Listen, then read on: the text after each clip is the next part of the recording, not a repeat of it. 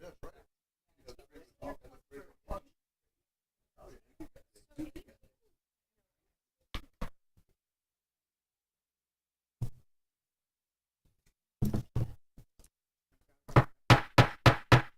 like to call this evening's meeting to order. Can we have a roll call, Mr. Calvino? Dr. Genovese. Mr. Capadia. Dr. Lilliston. Mr. Peters. Here. Dr. Resnick. Here. Mr. Slotman. Ms. Tracy. Ms. Williams-Galliano. Present. Dr. Wilson. Here. We have a quorum. Thank you. The New Jersey Open Public Meetings Law was enacted to ensure the right of the public to have advance notice of and to attend the meetings of public bodies at which any business affecting their interest is discussed or acted upon. In accordance with the provisions of the Act, the Hopewell Valley Regional Board of Education has caused notice of this meeting to be published by having the date, time, and place thereof communicated to the Hopewell Valley News and the Times on January 4th, 2024. This meeting notice was also sent to Comcast Cable and Verizon Fios. The board reserves the right to enter into executive session during all meetings of the Board of Education. The meeting is being recorded for the purposes of board review, future reference, preparation of the minutes, and viewing on YouTube, Bulldog TV, and the school district website, www.hvrsd.org. Please join me in the flag salute. Pledge allegiance to the flag of the United States of America and to the republic for which it stands, one nation, under God, indivisible, with liberty and justice for all.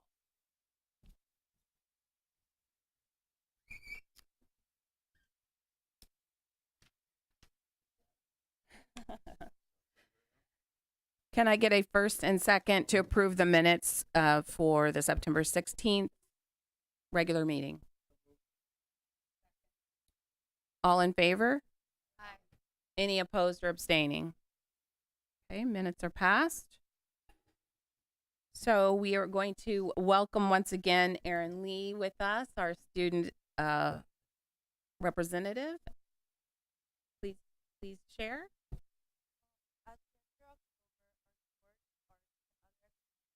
Can you bring her mic?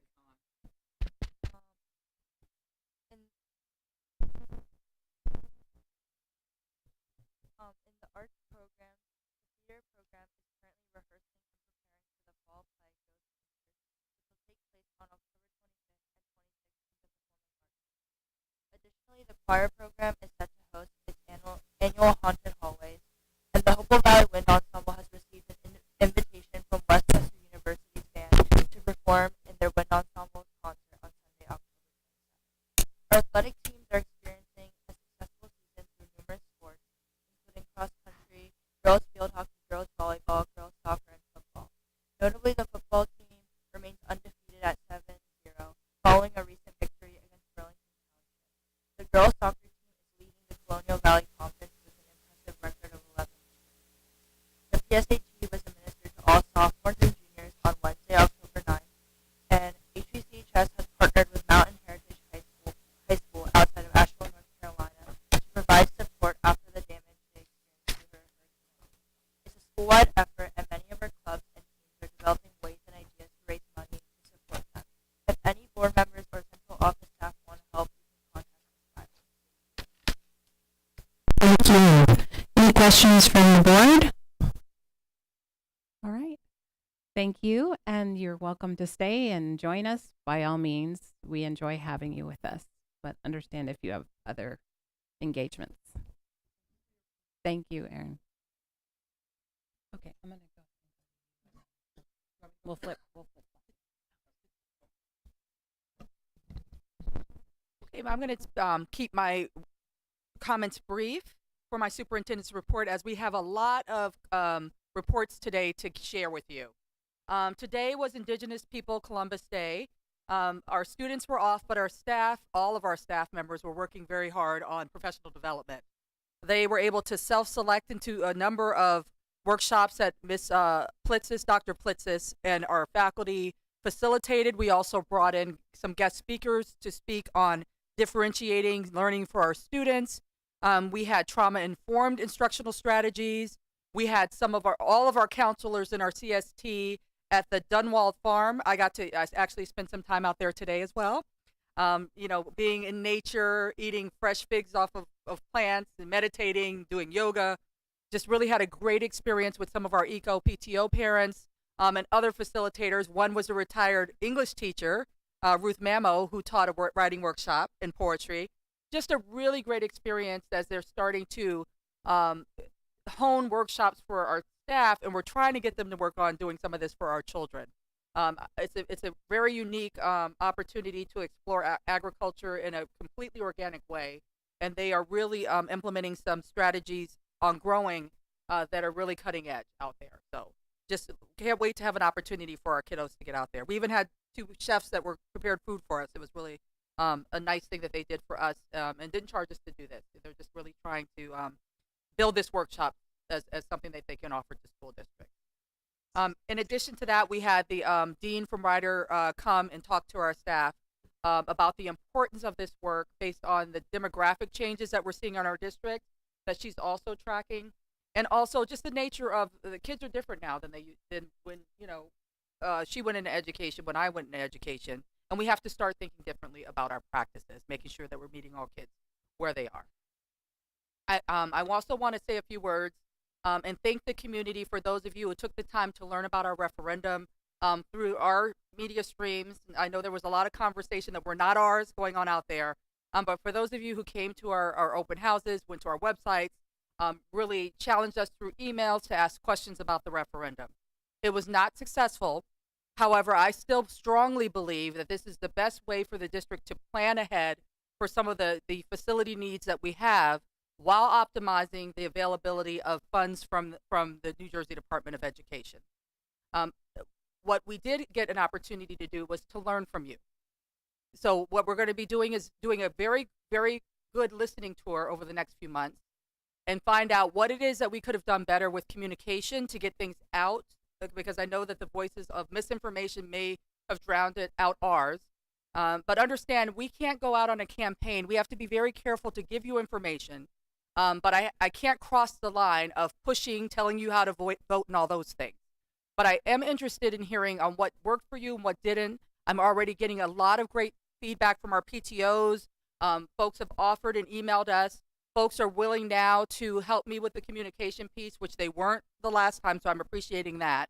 And they're asking me, what is Plan B?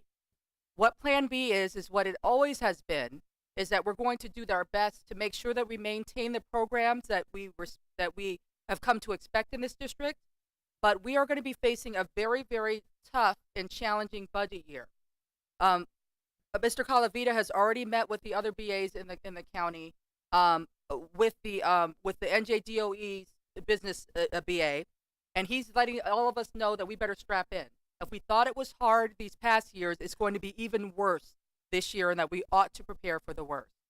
So we have to really, really dig deep where we're already struggling to figure out how we're going to pay for things, and we are going to have to make some cuts. Now, the referendum failing is not the reason for all the cuts, right? But we know that that did not help. And while we're trying to squirrel away money to plan for some of these things that we know we need to fix, and things keep failing that we didn't know about, like we just had another sewer issue at the high school that we didn't anticipate. We have to try to make sure that we grow our capital reserve so we have it for these emergencies, that we're planning for these things that we know are already failing, and we try to maintain the staff and the programs that we already have, knowing that we're going to have to really start cutting some things. We're going to have to this year. Tonight, we're going to have one of the second presentation of, I think we're going to have about 4 or 5.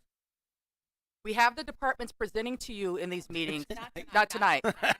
Not tonight. Between now and when we strike a budget in the spring, right? We are going to have 3 tonight, though, right? On budget. But on budget, we're having each one of these departments that spend a lot in their department as necessity come talk to you about where those dollars are going. During the referendum discussion, there was a lot of talk about per pupil cost. Dr. Plitz has talked about curriculum instruction. That goes into the per pupil cost. That money that we're spending developing curriculum and making sure that we're complying to the New Jersey Department Ed's mandate, and also making sure that we're bringing in the most up-to-date strategies for teaching language arts, for example, for teaching mathematics, for example, and making sure we're raising our test scores. Paulette is going to be, Ms. Donardo, our Director of Pupil Services, will be sharing our special education spending. And it's alarming what we've been facing over the last few months with the influx of students. Our numbers are up more than they used to be, and we already had a high classification rate compared to other districts in the area. And why is that? It's because Ms. Donardo and her faculty do an amazing job, and people come here just to have access to what we do here in Hopewell. But it's costly. And she's going to talk to you about some of what's coming to her that she can't do anything about, that we didn't plan for and budget for last year because these students weren't here. So we'll be talking about that tonight. And again, when folks say that we're not talking about the budget, all of these things are feeding into what makes our budget what it is. So tonight will be one of 5 presentations. It's the second one that will go on between now and when we strike the budget in the spring. But again, we're going to be having some tough conversations after they share these numbers. Then we're also going to be talking about what we have to take off the table now, because we can't continue to do all of the things that we do and keep this district afloat. So thank you. Thank you, Dr. Treese. So I just want to underscore some of the similar points that Dr. Treese raised, but bring it to you from the board's perspective. I definitely want to thank the community for being available for our referendum conversations. And we have heard resoundingly that what we put forth was not acceptable to the community. What I want to also let you know is that the district will continue to be the source for the latest and most critical information for what is plaguing us infrastructurally as a district. There is no one that is better informed than the general public. So if there are questions, if you have questions, I know folks in the room, but also anyone listening, please communicate directly with the either the board or the administration if you have questions. It does not do anyone any service to have folks speaking as though they're professional experts on these topics. The other thing that I want to underscore is the challenges of the upcoming budget, because there are 2 different conversations at hand. One is the referendum and the other is the budget. These are intertwined, of course, but separate and distinct. So the board is challenging regularly and has since last year challenged the administration to look deeply at where we can tighten our belts. But as Dr. Treese is saying, tightening our belts isn't going to be sustainable for this district, and we're past creative, right? Solutions in our school classrooms might look different in the upcoming year. But I want to underscore, even as we shift, our conversation is quality first, children first. There is no interest in trying to cut corners, right? But as we go through the budget conversations over these next few meetings, you're going to see that there isn't a lot of fat. So there's no squirreling away money and all the strange things that people are implying in the public forum that suggests that there's money that's available and we're not using it. That is absolutely inaccurate, but also would be fraud. Lots of legal words, but that it would be illegal. So that is not happening. And I want to help folks, affirm for folks that there is a relationship of trust that we need to continue to have. And I can assure you that this administration has your children at the very core of every single decision. Is it hard to ask our families to give more or say yes to a referendum? Absolutely. But it would be egregious for us to not be doing the right thing for a strategic plan that'll make a difference in our future quality of education in this district. So finally, I want to also, my final point, and this is a little bit intertwined with what I've already said, but Dr. Treese asks a lot of these individuals sitting around this table, especially when it comes to ethics. So the conversations that were happening in the public forum, we could not respond to. We would be held in, we could be sanctioned for ethics. So the shame of that is that people who say they know what's happening over here in the here and now, or may have sat in this seat in past seasons, no longer have the accurate information. And it is completely offensive to me to listen to the stuff in the papers and online that is asserting that this body has some ulterior motive. So I've asked all these people around the table to hold their tongue when their integrity is on the line. So I want to take this opportunity to say clearly to the public, for those of you who make an effort to support the board and the work of the district online, thank you. We cannot respond, but that doesn't make them right. And I just need to say that loud and clear, and to acknowledge for this body that our integrity is at stake when people choose to attack and really honestly detract from the work at hand, which is the quality of our kids' education.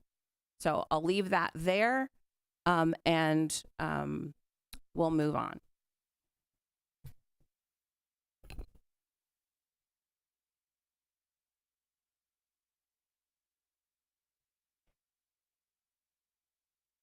Hello, my name is Corinne Rutt. Oh, hello, is this better? Okay, thank you. My name is Corinne Rutt. I am the District Supervisor of Counseling and also the District Anti-Bullying Coordinator. I'm going to be speaking with you tonight about the 23-24 grades according to the Anti-Bullying Bill of Rights Act. So in accordance with the Anti-Bullying Bill of Rights, each of our schools has a safety or climate team.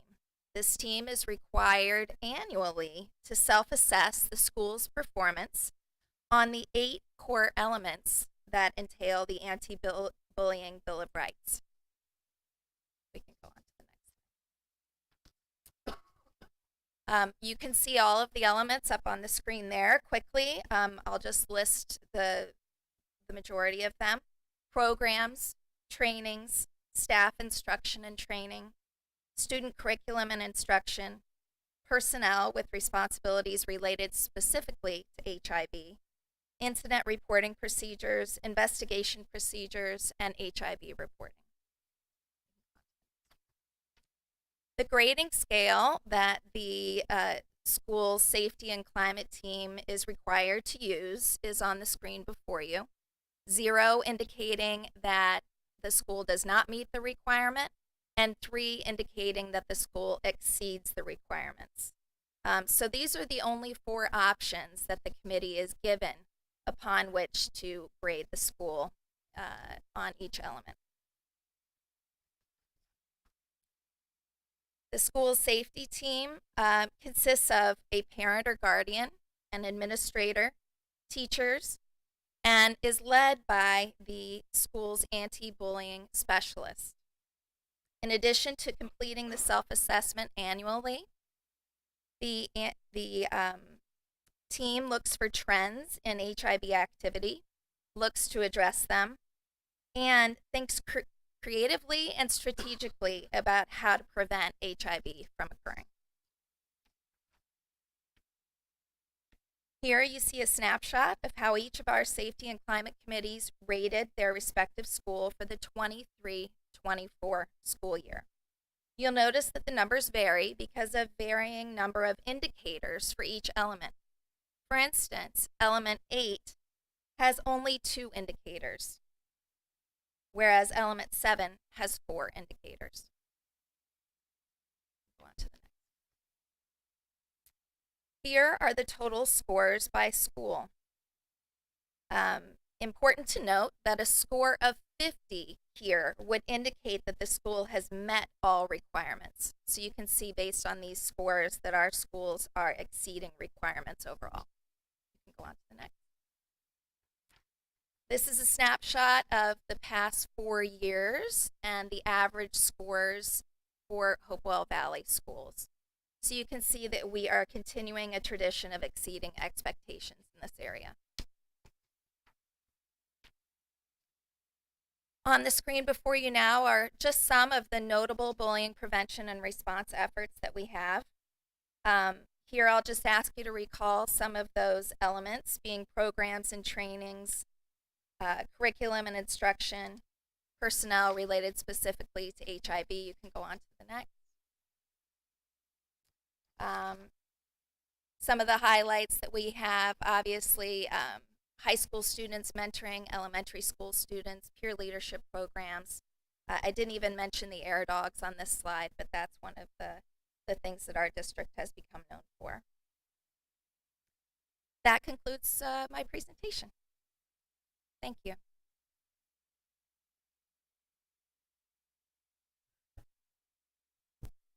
Whoop. Any questions from the board? I had a couple questions. Not so fast. Thank you. I appreciate it. No, this was so helpful. I really enjoyed reviewing your presentation. Thank you for that. Sure. I think one thing I just wanted to clarify here, and you may have said it, but I know I missed it when I reviewed it. 78 is the highest score, not 100. So when you look at that at first, I thought, oh, how are we doing here? And we're actually knocking it out of the park there. Yes. So I just want to be clear that's like the cap is 78, which is just odd because we're looking at a 100-point grading scale usually. So that's the first thing I just wanted to mention. And then I had 2 follow-up questions for you. So Sure. one is, given that this is a self-assessment, Yes. what is the state doing, if anything, to validate these results against what we're reporting as a district? So that's number one. I think the second question I had is, and again, noting that these are all incredibly high, we see slightly lower scores among the elementary schools and more variation there. So was there anything that just stood out to you as an area of improvement among the elementary schools, things that they're maybe not doing that we are doing in the middle and high school? I think I'll try to address your second question first, if that's okay. So this is a subjective rating, and it's done by each committee. So because each committee is comprised of different people, they may be rating certain things differently when they're comparing apples to apples between schools. I know that in each of our elementary buildings, there are very similar things happening, similar personnel, et cetera, similar programming. For instance, with Week of Respect this past week, you know, some great things happening, and those counselors happen to collaborate together quite a bit. So I guess, in my opinion, in answer to your second question, is that it's just a sign of the subjectivity of the scale and the participants in the committees. Related to the first question, I know the commissioner of the New Jersey Department of Education is tasked with ensuring that schools are following the Anti-Bullying Bill of Rights, and this is the means through which, that I'm aware of, and maybe others are aware of more, that the commissioner does that, is having us do a self-assessment. There may be others that I'm unaware of.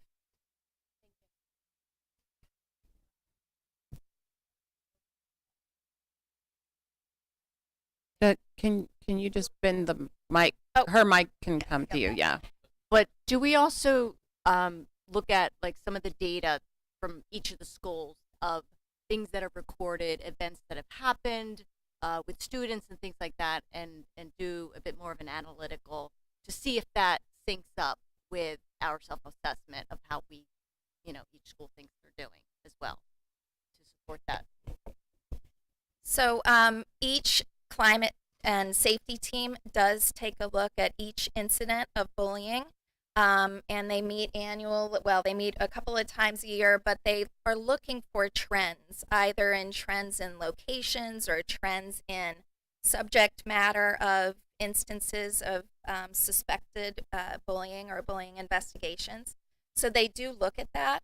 As it relates specifically to the grading is really, are we meeting expectations or exceeding expectations on those elements? So an element would be, are we reporting, and do we have consistent procedures across the district for reporting acts of HIB?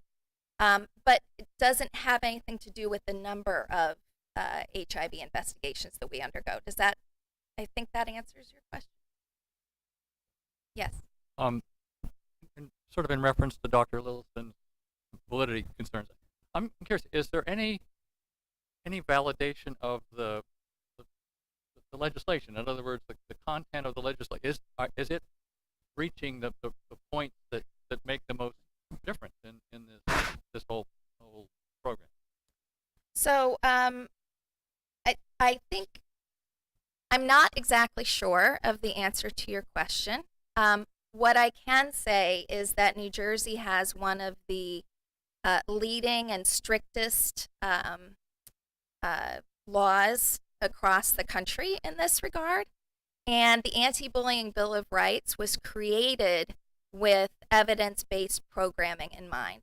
So when we are meeting the requirements or exceeding the requirements as they are laid out in the Anti-Bullying Bill of Rights, we're actually doing what evidence-based practices have said help lower instances of HIV.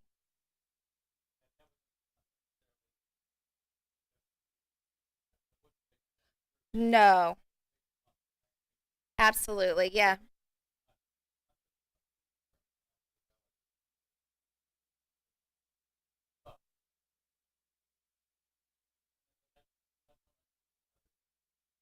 Yeah. Okay. Anyone else? Okay. Okay. Thank you. Thank you. Okay, we're going to actually add an item to the agenda because we do want to have an open public comment section on specifically related to the report. So members of the public are invited to address the board specifically on the report just given for a maximum of 3 minutes during this portion of the meeting. You're asked to state your name, address, and municipality. In response to your comments, the Board of Education may respond or direct the superintendent to do so. The board may also opt to take the matter up at a future meeting so that the matter is researched by the district's administration. And with that, I'm going to open public comment, but also request that my timekeeper give Claire direction.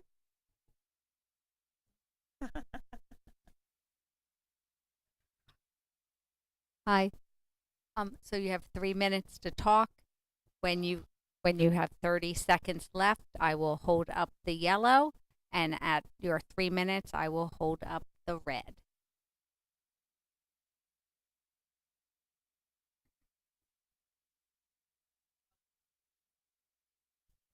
On this matter, correct. Seeing none, public comment is now closed. Thank you. All right. With that, we are going to go ahead and move on to our budget presentation, budget number 2 on special ed, and we'll welcome the most lovely. Hi, everybody. Hello.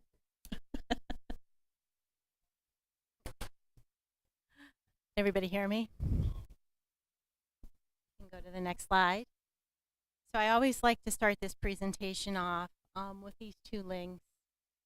The IDEA, which is the Individuals with Disabilities Act, and the New Jersey Administrative Code, Chapter 14(6)A.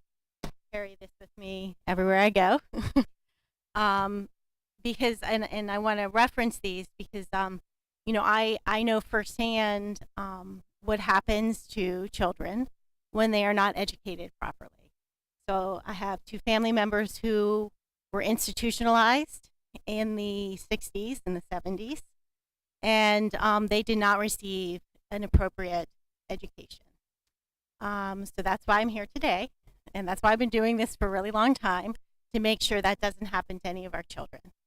So these 2 legislations guide what we do, and they allow us to truly educate our children to the maximum potential that we possibly can. So under the pupil service umbrella, these are some of the responsibilities out of my office.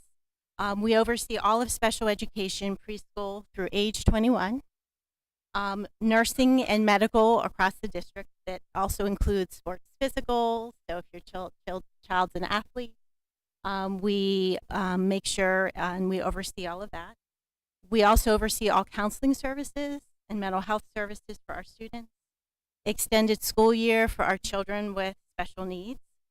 I am the homeless liaison for the district, so my team works closely to support any of our families across the district who are homeless, who may be in need of services, and we also work to protect their rights. We also oversee home instruction.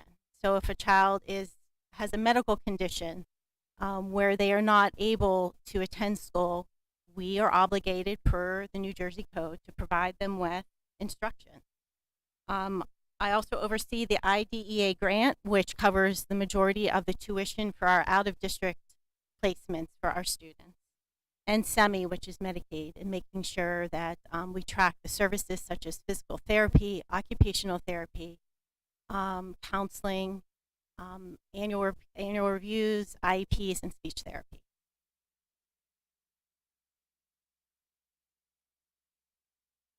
So this is as of about 5 o'clock this evening. These are the eligibility categories. So to be able to provide special education services for our students, we have to find them eligible.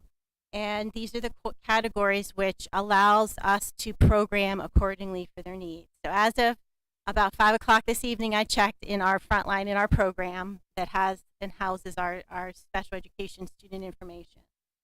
So if you look, it breaks down the different categories. This evening, we had a total of 817 students across our district. 762 of those students are school-aged. But with some students, because of the IDEA legislation, some students who have developmental disabilities and or autism can actually stay in our school system until the age of 21. And 55 of our students are preschool age. So when they are turning 3, before their 3rd birthday, if they're receiving early intervention, so physical therapy, speech therapy, occupational therapy, or they have a cognitive delay, they receive early intervention. And then as they turn 3, it becomes our responsibility to oversee those services through the school. So these are our preschool programs, and we have really grown our preschool. I'm really excited and proud to say that we offer preschool in all 4 of our elementary schools.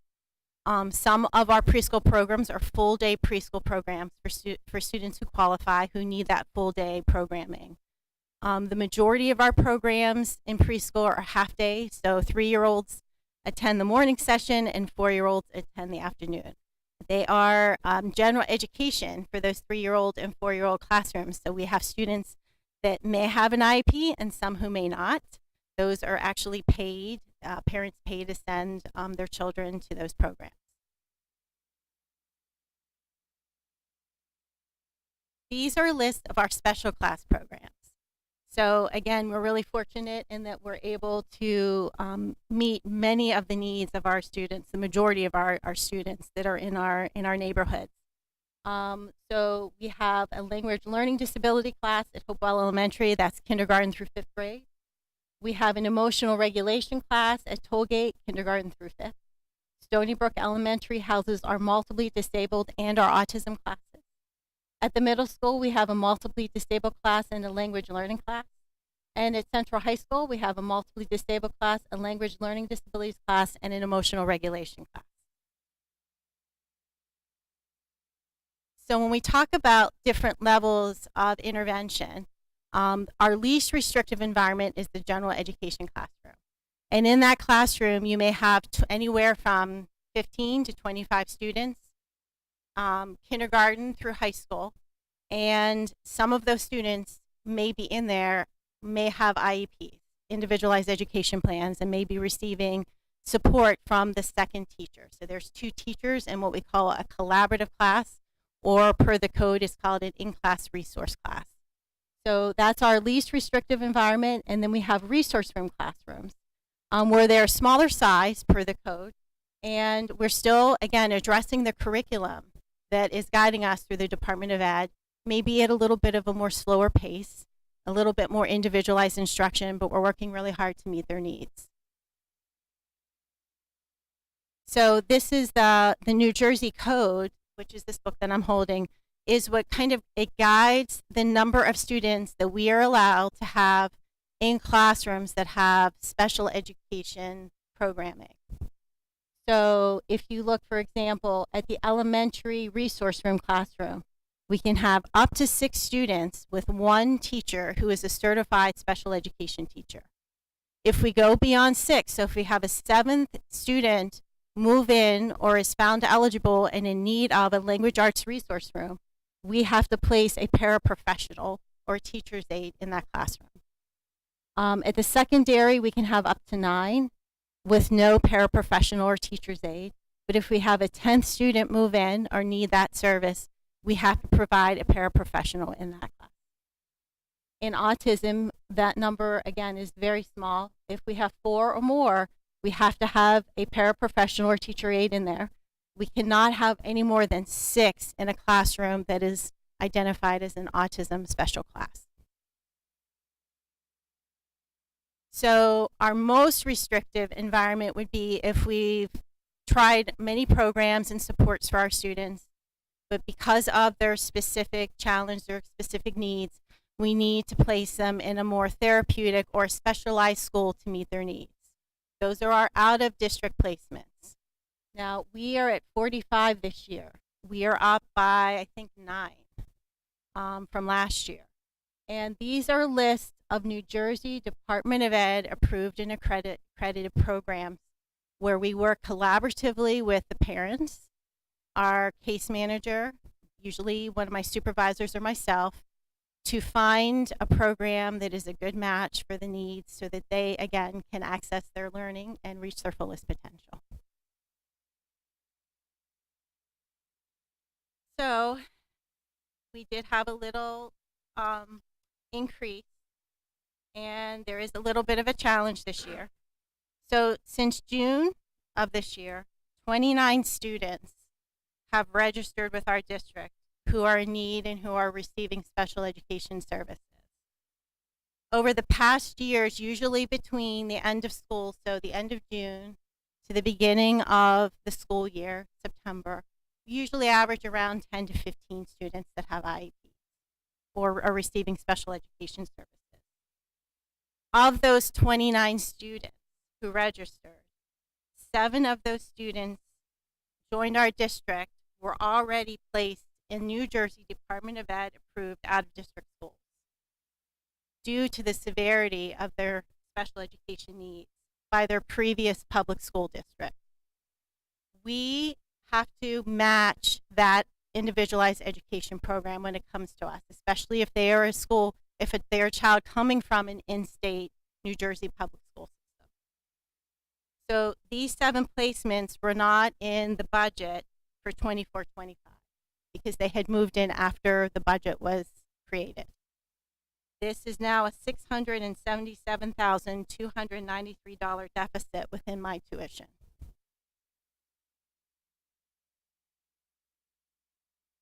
So these are an example of some of the tuitions that we cover within the pupil service budget. So we also support vocational education, which again is really important for many of our students. And this is a breakdown of the tuitions for those 45 students who are in out-of-district placements. Those 45 does not include the vocational program, which is usually Most of our students are shared day, so they spend half of their day at the high school and then the other half of the day in the vocational program called SciPac. And also, you'll see at the bottom, the IDEA grant money that we receive goes towards that out of district tuition funding. That's where all of our tuition goes, or all of our IDEA grant funding goes. I wanted to highlight some of the higher ticket items. If you see, we have nurses. So we have 4 students in our district who, because of their medical needs, need to have a nurse with them. And they receive one-to-one nursing all day. And that is part of their programming that we need to support because we are a public school district in New Jersey. Outside evaluation, so if we're evaluating children or we have children who are already receiving services and we as a team feel that they need to maybe go for a psychiatric evaluation to help us better understand what is going on and how to best support them. We cover that through that line item. We also cover sports physicals. We also have to review, we have our district medical doctor who will review those physicals for athletics. And we also cover the AED warranties and anything health service related through this piece of the budget. The bottom line covers our mental health clinician, also registered medical waste, CPR training that we are required to provide to staff in each building through Janet's Law, and then also drug testing. So if we do, random drug testing was taken away, but if we do feel that a student may be under the influence at a dance or at a football game or during the school day, we can send them for testing if we feel that there is a concern there.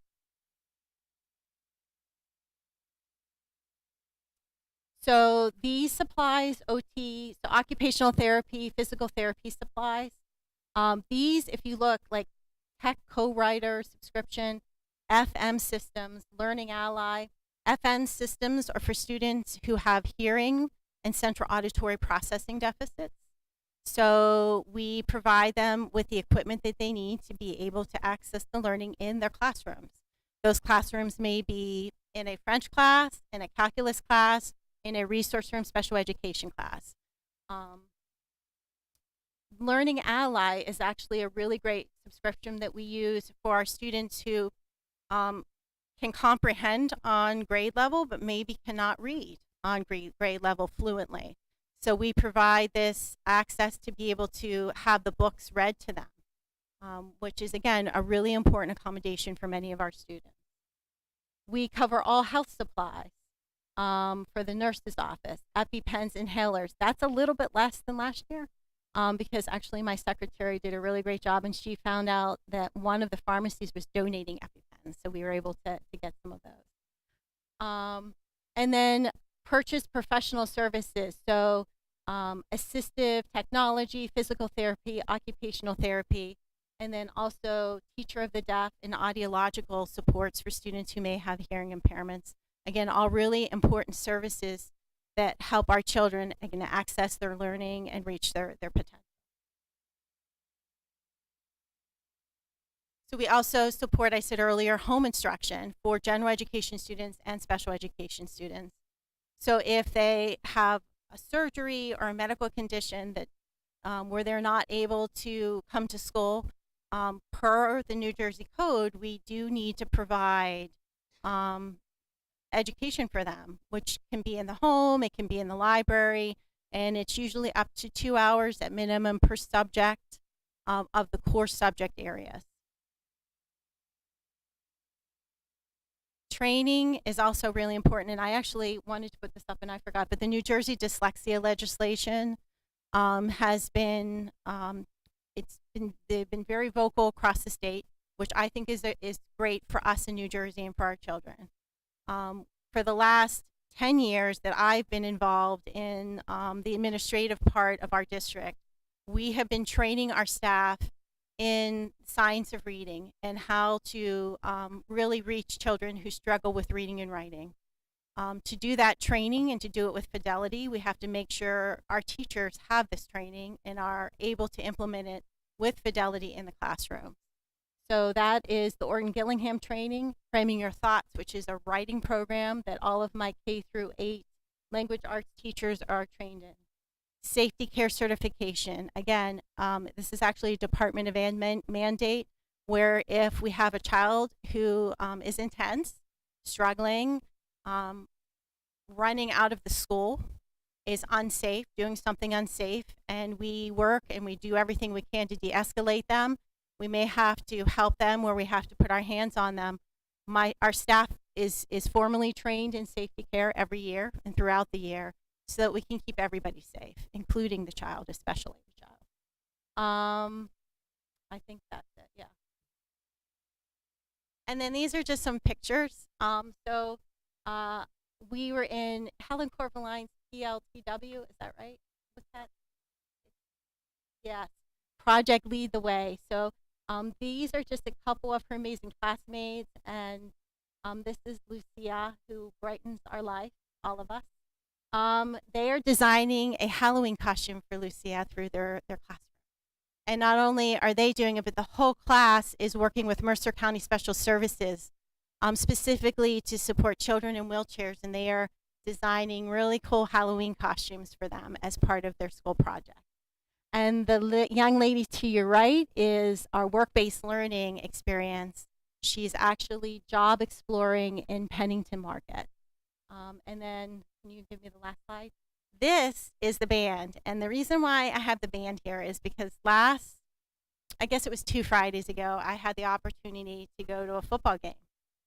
And Bob asked me if I got a little teary-eyed, and I did a little bit, because I looked around. Our band was amazing, and there are many of our students who are receiving special education services in that band. Our cheerleaders, our football team, the football helpers.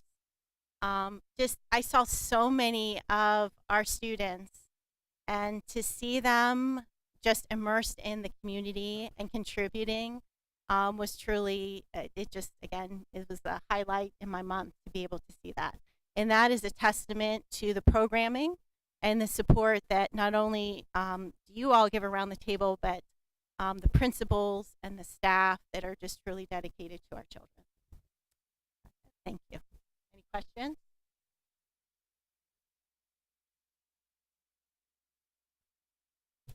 I did have. I just had a quick question, just to understand better. Was it the 7 that moved in? So the families move into the community. They do. But in a prior school, they were already assigned the school that they're going to, and so when we receive them into the community, it's just Yeah. we keep So the status quo. I'll give you an example, and I can reference so for example, if we have a student that moves in from West Windsor Plainsboro School District, and they also have really good programming. They really do. I used to teach there, and I know. And they have a student placed at, I'm going to give an example, Eden School for Autism. And to know that they're doing that when they have autism programs like we have autism programs, I kind of know when I see the paperwork that this is a student who is probably very involved, who needs that kind of setting. But I have, I work really hard to meet families, especially as they move in. And I actually have visited a couple of our students who have moved in, those 7 students who have moved in, and actually attended a couple intakes in these schools because I want to make sure, and they do need these services and they do need these out of districts. I do not believe that these students at this time, we can bring them back. I feel like they really need the interventions and the intensity of therapies that like an Eden can provide. Thank you. That's kind of the same direction my question was. And so to kind of fill in what I think I understand is the process for students who are coming in who are already outplaced. There is in their intake process is an opportunity to assess whether that's the best ongoing fit. Is that accurate? We do. whether it's case manager, the supervisor, or myself, we receive the individualized education program first. That's usually what comes over. We review it, and then one of us or several of us will meet with the family. We'll want to meet with the child. We will contact the previous school district and talk to their case manager. So there's a process that we go through. And we do have amazing programs here in-house. We really do. But there are some children that need a more intensive type of setting. And it is typical that we try to match that IEP when it comes to us, especially from a neighboring New Jersey public school. And then we do what's called a 30-day review. So even if a student, so I think I said it was like 27, so 21 of them are in our programming here in district.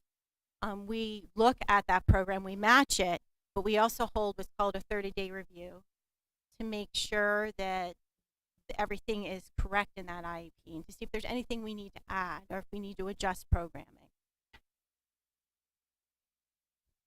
Anyone else? Alex? Thank you. So, Colette, every time I have a question, I'm blessed that the services, not only for department services, but I've heard from other people how awesome you are. So, that's something you're doing great work. There's a couple of requests that I had on the numbers, and if you don't have those answers now, you can just do that for the next meeting. So,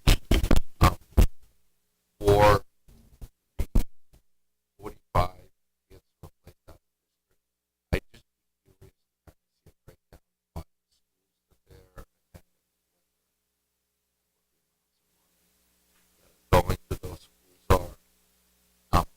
You had a really good list of disability categories, how many kids we have in each category, and would be interested in seeing for those categories, how many of those kids were able to be in district, and how many of those kids are out of district.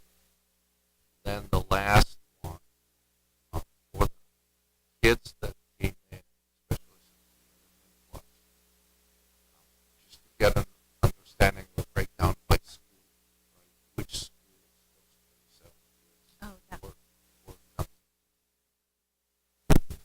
What we have to be careful of is she's not going to be able to do that in a board meeting.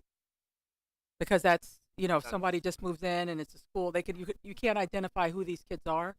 You see what I'm saying? So that's not something we can do in a board meeting.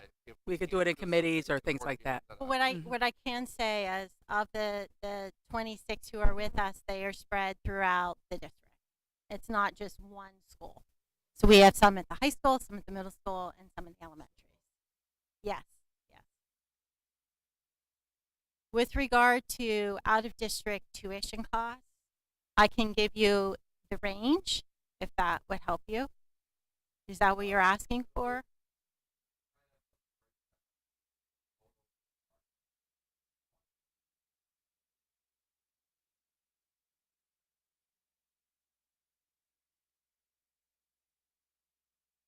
So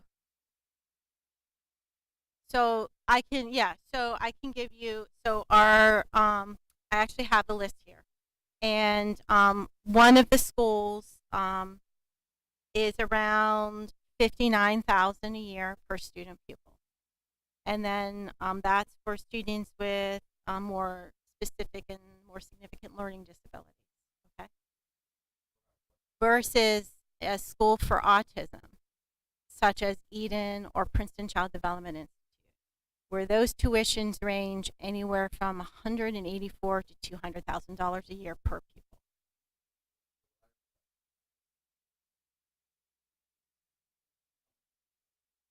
So I would have to pull that together for you. Yeah, I can do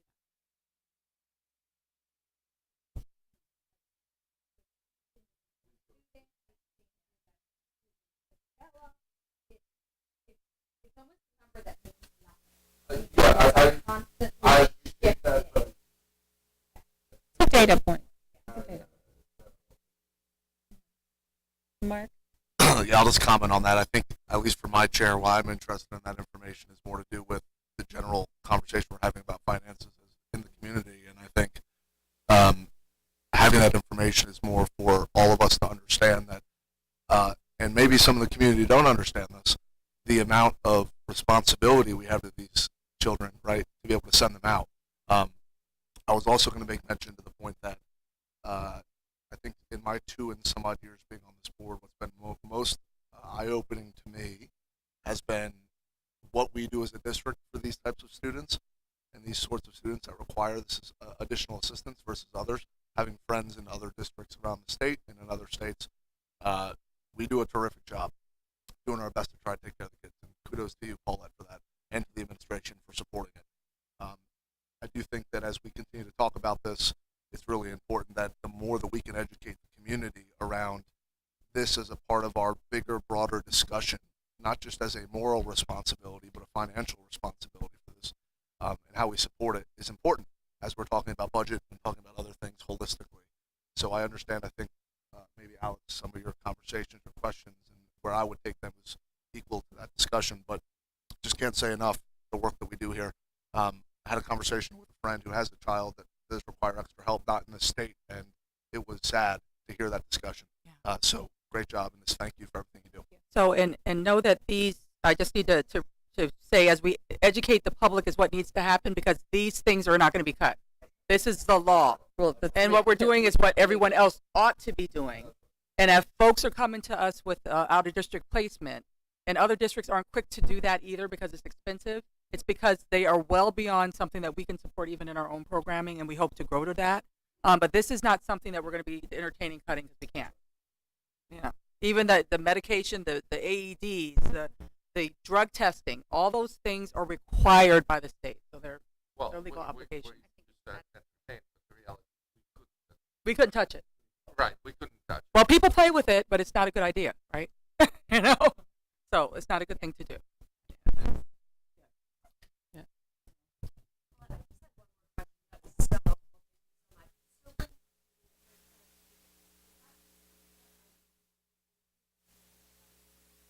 Yeah, that's actually a great question. That was just a breakdown of students who are receiving special education services. But we do oversee 504s through counseling.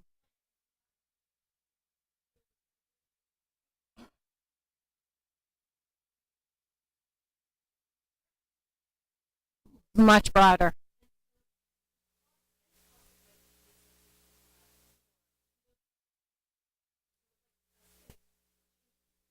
Yes. Well, it's shared. So a standing desk would be building budget. Right? But if a student is in kindergarten and has type 1 diabetes and needs the support of a paraprofessional for the start of the school year, that's under my budget.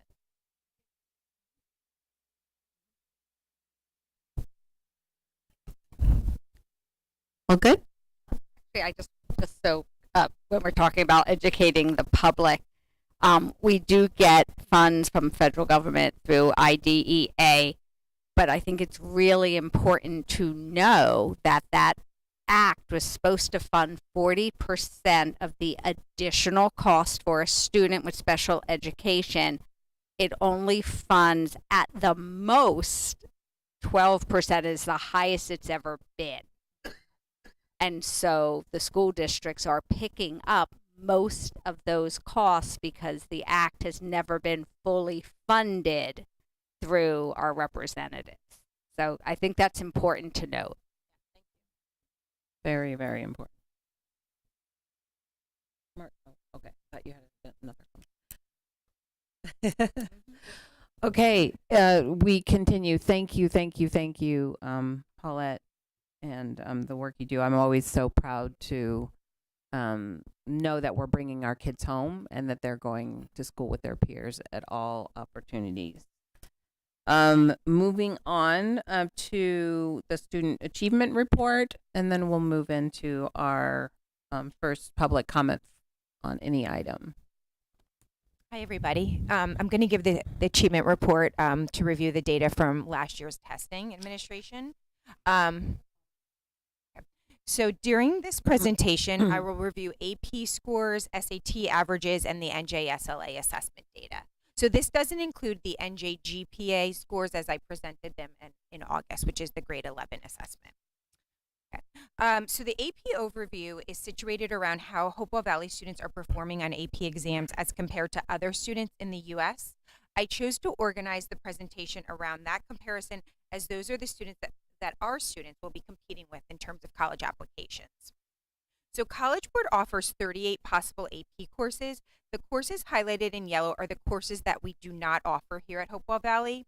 Currently, we offer 76% of the possible courses that College Board offers. Please note that the district will order and administer any AP exam offered by College Board for students who choose to self-study an AP course that we don't offer. So overall, colleges tend to only accept AP credit if students earn a 4 or 5. However, in a study that was published by College Board, it was found that students who earned a 1 or 2 on an AP test are more likely to enroll in a 4-year school, are more prepared in an intro college level course, and are more likely to take future AP tests and score higher. So even though the objective for us is for our students to prepare them and get them a 4 or 5 score level, students who don't earn those scores are still being exposed to preparation and experience. So I just briefly would like to talk about AP enrollment. So this slide shows the most heavily prescribed to AP courses in our district, and this counts for about 50% of AP participation. The bar graph highlights this year's test takers by demographics. Overall, the distribution is very close to last year's distribution, with 60% of the test takers being white. There was a slight increase in regard to Asian students, but limited changes in the other races. This slide highlights the test takers by race, taking into account the percentage of the population of those different demographics that comprise the school. And so this shows the students that took the demographics of the students who took the test in 2023 and 2024. This is the AP test takers by gender, and it's very consistent to last year's breakdown. All right, so now I just want to go into some trends. So this graph compares the 3+ scores of students in New Jersey versus Hopewell Valley. So overall, our students far exceed performance as compared to the New Jersey averages. Please note that the data for 2024 was not available at the time of this presentation. Additionally, there was an increase in students who earned a 3+ over the last 5 years, and you'll see that on the next. Okay. So I just really want to highlight this slide because in regard to the number of test takers and score breakdowns. So this year we had more students tested, administered more assessments, and the scores earning 3+ and 5 were higher than over the past 5 years. So in looking at this, almost 96% of our AP scores were a 3 or higher. So I think that's pretty phenomenal.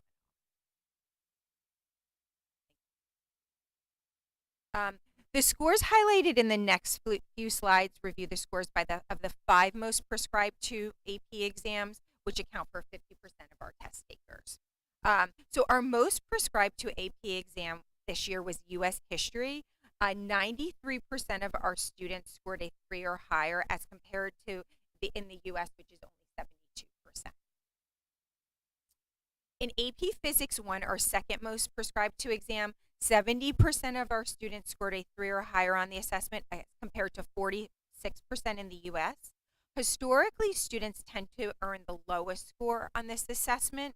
However, I'm happy to note that we had a 17% increase in the students who earned a 3 or higher as compared to last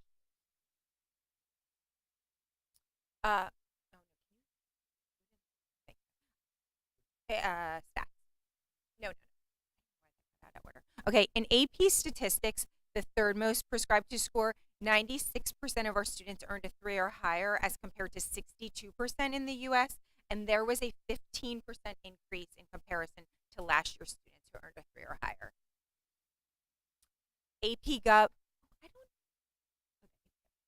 AP Gov, our fourth most prescribed to course, 91% earned a 3 or higher, as compared to 73% in the U.S. Again, this was an increase about 18% of students who earned a 3 or higher as compared to last year. Okay, and then finally, our fifth most prescribed to course, Calc AB, 90% of our students earned a 3 or higher as compared to 64% of the U.S., and this was pretty consistent as compared to last year's data.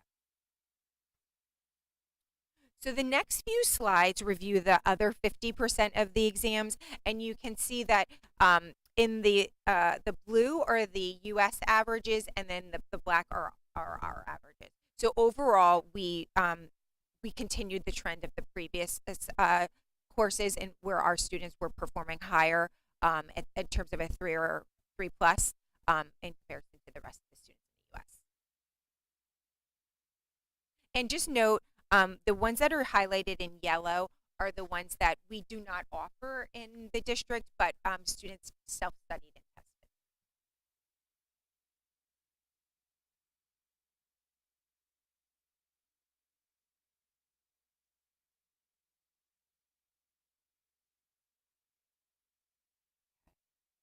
Thank you. So just some of our continuous goals for improvement. We want to continue to allow and increase accessibility to AP classes, and we are just going to continue to evaluate the types of questions and content that the students are struggling with and provide more opportunities for exposure in the class. All right, so I'd like to talk quickly about the SAT means for our students along with the means for New Jersey and the nation. So overall, we have been staying pretty consistent for the last few years in terms of our overall means in ELA and math. In Ed program, we talked about there was a decrease in our math scores since 2020, but when looking at the national averages, it seems that that has been a consistent trend in math throughout the country. In comparison, Hopewell Valley with New Jersey, other New Jersey schools, our students tend to score higher. Specifically, they score about 81% higher in English and 78 points higher in math. We are thrilled that many of our students were recognized by College Board. These are some of the honors that we received this year, and we will be having these students come to our November board meeting where we will be honoring them and their accomplishments. And additionally, this year, College Board recognized Central High School with a silver recognition based on the performance of our assessments. So this is the first time we've had that honor since I've been giving this report. Okay, so lastly, I'd like to talk about the NJSLA data. These are the spring results for the NJSLA scores for math and ELA, and these assessments are taken by students in grades 3 through 11. So I'm going to start with math. So this graph shows the same grade, different students who earned a 4 or 5 on NJSLA by grade level in all the math courses. There was a slight increase in most grades and subjects. I know it's teeny. But overall, if you, in terms of the last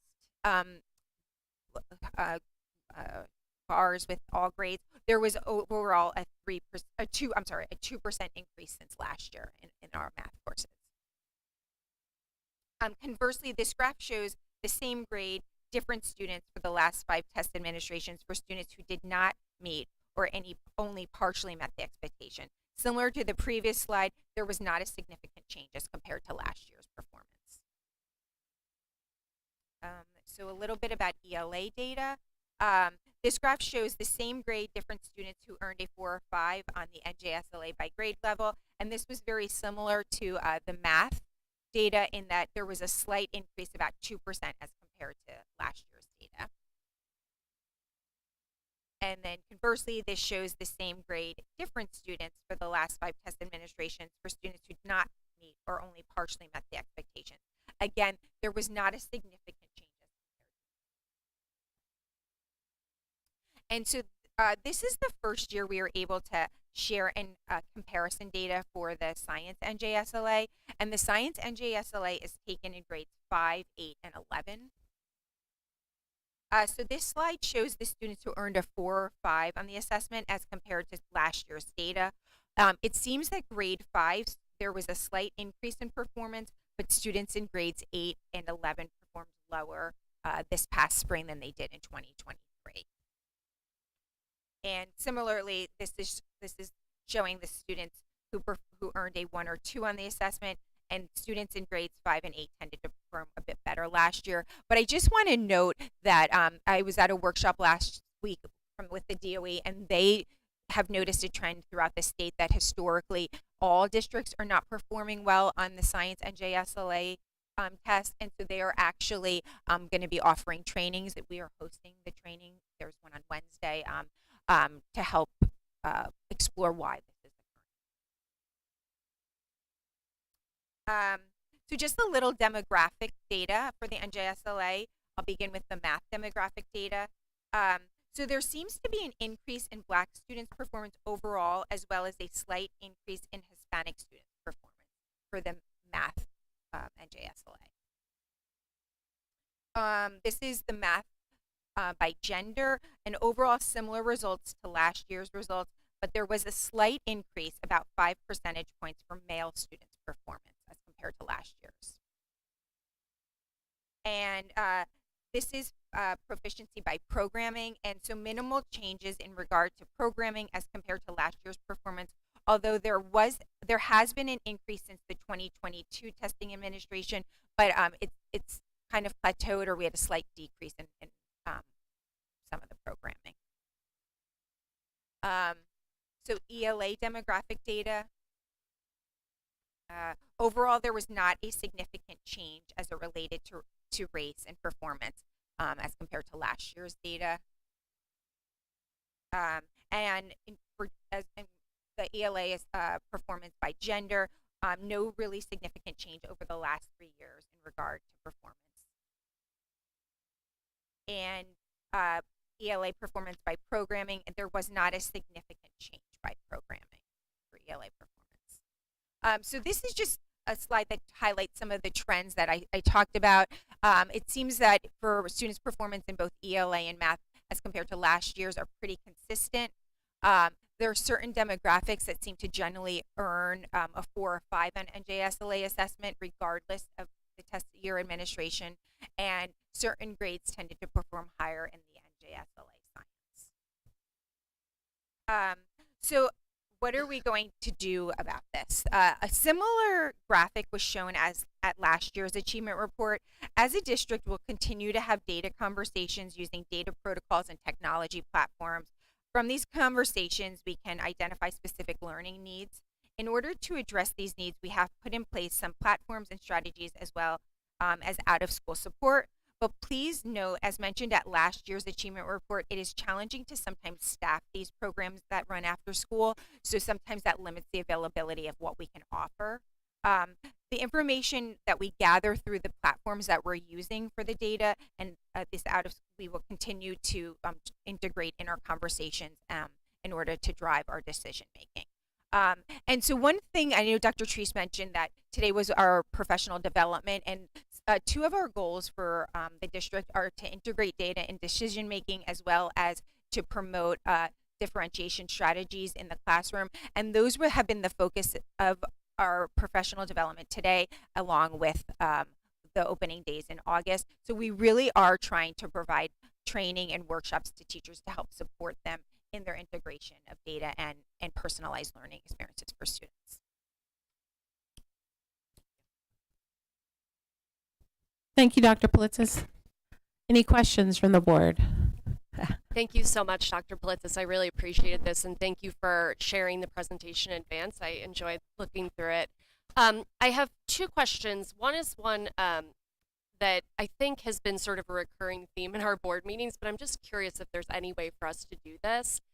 I think when we compare to the New Jersey and US averages, it's maybe not as informative as if we were able to compare to like districts. And so for the scores that we have available, whether it's SATs or NJSLAs, I don't even know, can we look into where we have sort of the smallest level of data available, like district level data, and think about whether we could pull together some similar districts so that we can use those as a point of comparison moving forward. So just a question to think about. The other thing I actually did follow up with you about, but I just want to sort of draw folks' attention to it. So I think as I was looking at the data, I think the exciting thing is that we've seen the NJ SLA scores for math and ELA bump up a little for Gen Ed, but I think what I also noticed is that the gap has increased when we looked at Gen Ed versus students with free and reduced lunch, which is, you guys know, is the indicator for low income. So I think your explanation was really helpful to me in understanding why we're still seeing that despite implementing some of this really targeted programming for students who maybe are struggling to get their scores up. So could you share a little bit of that background with the board? So just looking at our population for who are students who are identified as economically disadvantaged, there has been an increase in the year. So like last year, it was we had a 4%. This year we're at 6%. And towards that end, how we identify what are our Title I schools. So last year we only had one Title I school, which was the high school. This year we have 3 Title I schools. And so we are given funding that we can offer then extra supports to those students. So I am hopeful that with the additional funding and the fact that we have monies going now to 3 separate schools, that will we be able to put in more supports for students. A lot of the supports that we are offering, though, are after school supports. And so I know last year for the high school, we weren't able to get as many teachers or faculty to run these after school support settings, so that limited what we could offer. For this year, there are 3, as I mentioned, 3 buildings that are identified as Title I, and we are going to be offering busing for some of the after school support, so that will take out another maybe hindrance for why students wouldn't attend. But we also are going to be offering at the middle school in particular Saturday workshops as well. So I'm hoping that with just the additional funding and the additional programming that we're going to be offering in all 3 of the buildings, that will help raise those scores. Thank you. Mm-hmm. I just wanted to offer real quick before your question. We are looking at, for the good of the order, opportunities to do it during the day, because after school is a hindrance. Even if you provide busing for kids that have to go home and help and other things, we are going to have to start really saying that if you're not underperforming, that you have to accept the help, because we kind of let people opt out of it. We're kind of being, and I don't. That's not something that's helpful. I mean, this needs to be the priority. Is to make sure that kids are exceeding or performing, at least meeting proficiency on the expectations of what the state is expecting in math, language arts, and science. So we'll be talking about that in EdCom, and then the rest of the community will be hearing about that in our reports out. Thanks. Mm-hmm. I just want to go to Alex and then Mike. My turn? I'm curious. You said if you were talking about differentiated instruction and all these assessments that you're doing to sort of support that, is there some degree of equating between the state tests and these I guess there's some kind of assessment?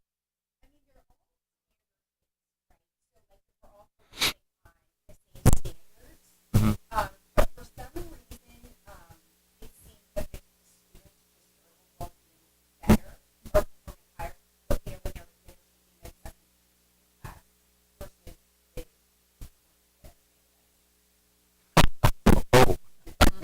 Oh. yeah. Thank you.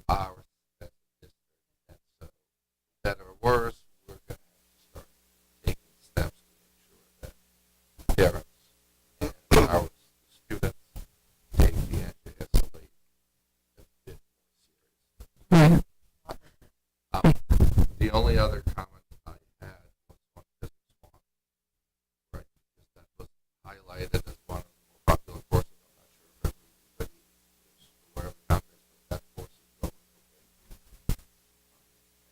And the reason for that is, and the reason for high enrollment as well, is it's really a replacement for an honors physics course, right? Our faculty had discovered historically that there was very little difference between honors physics and physics one.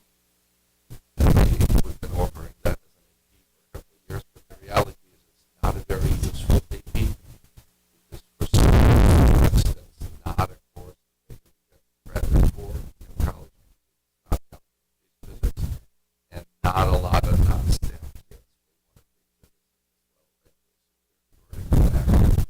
take physics as well. To physics honors and the ABAs, it also gives our teachers the ability to promote a set of subjects. That test is going to go away as of next year. Well, not the test, but the course.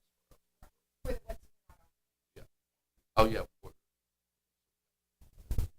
So, as Dr. Resnick said, that is why one of the reasons why we did eliminate AP Physics 1, but also they were doing some changes to the curriculum and the in conversations with the physics teachers, they felt that the changes were not really going to help the students succeed in the college level physics courses. But with the honors physics, the teacher who is teaching honors physics also taught AP Physics 1, and she is going to promote if students want to take the AP Physics 1 exam. It isn't going to be a big stretch from what they're learning in the class, and she can provide extra support. Vicky, Yeah. just one comment, or kind of actually not a comment, a request. I would love to see the numbers on how many of our students with learning disabilities are taking AP courses. So if you could get us those numbers, that would be great. Thank you. Okay, anything else?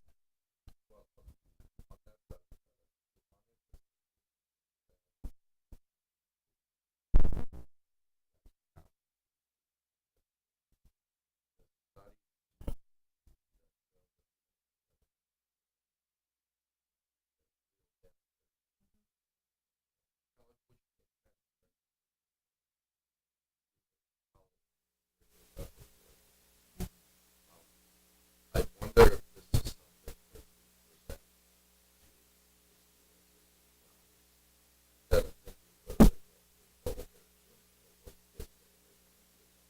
go over that and maybe concerned about it because they feel like they're not going to struggle to get a 3 or 4 or 5 exam for their benefit, which is taking the class. Or they take the class, they don't take the test. Right. Because they're worried about And, right, that's it the doesn't other come up. option. You're not required to take the test. And if you're not,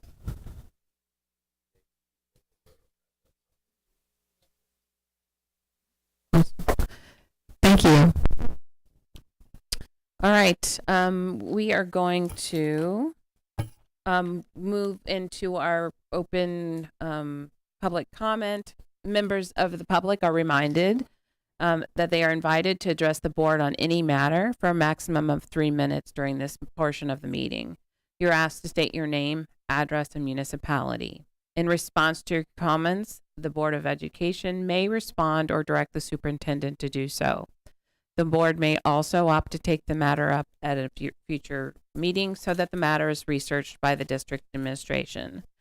The timekeeping rules still apply, and public comment is now open.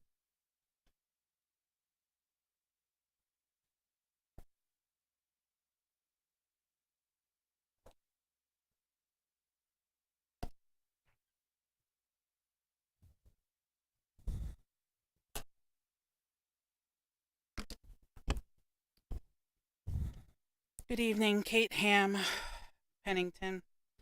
While I had not intended to speak this evening, I feel compelled to do so.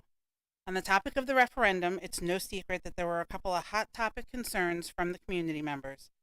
Dr. Treese, you mentioned wanting to hear the community's input. Is there a plan or steps to be taken for this to occur? Is there a rough timeline already laid out for this? Open, collaborative, and effective communication is vital with all stakeholders. There is an illusion in the public that a lot of discussion happened behind closed doors, and I wonder if opening those doors, those allowing public discussion, would increase community involvement and trust. For example, I've known other school districts who have held 2 board meetings a month, one to have public discussion about everything that you guys talk about in your committees, and then the other for voting on. Just a thought.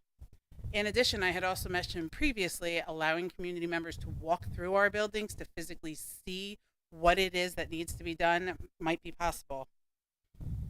The other topic for me to address is one that is near and dear to my heart. I have spent more than 2 decades hands-on, professionally and personally, in the area of special education. Until you have personally experienced the need for this type of education, you have no idea what it entails. But I believe that everyone should have a seat at this table, because until the unaffected are affected, we won't see the change that our youth need.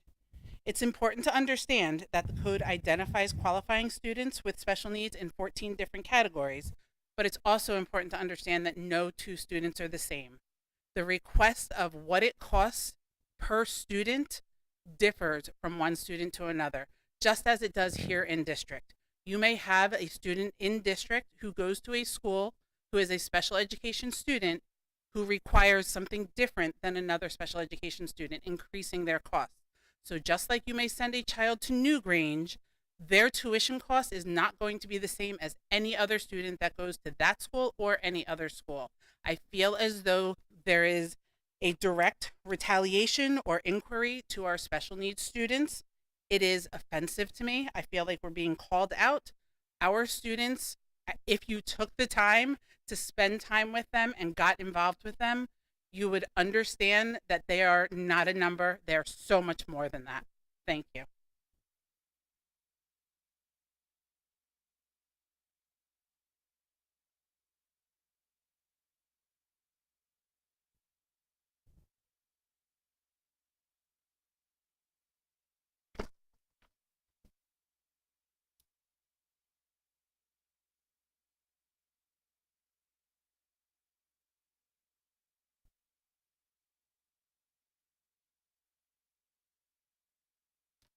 Hi there, my name's Addison Alt. I'm from Pennington.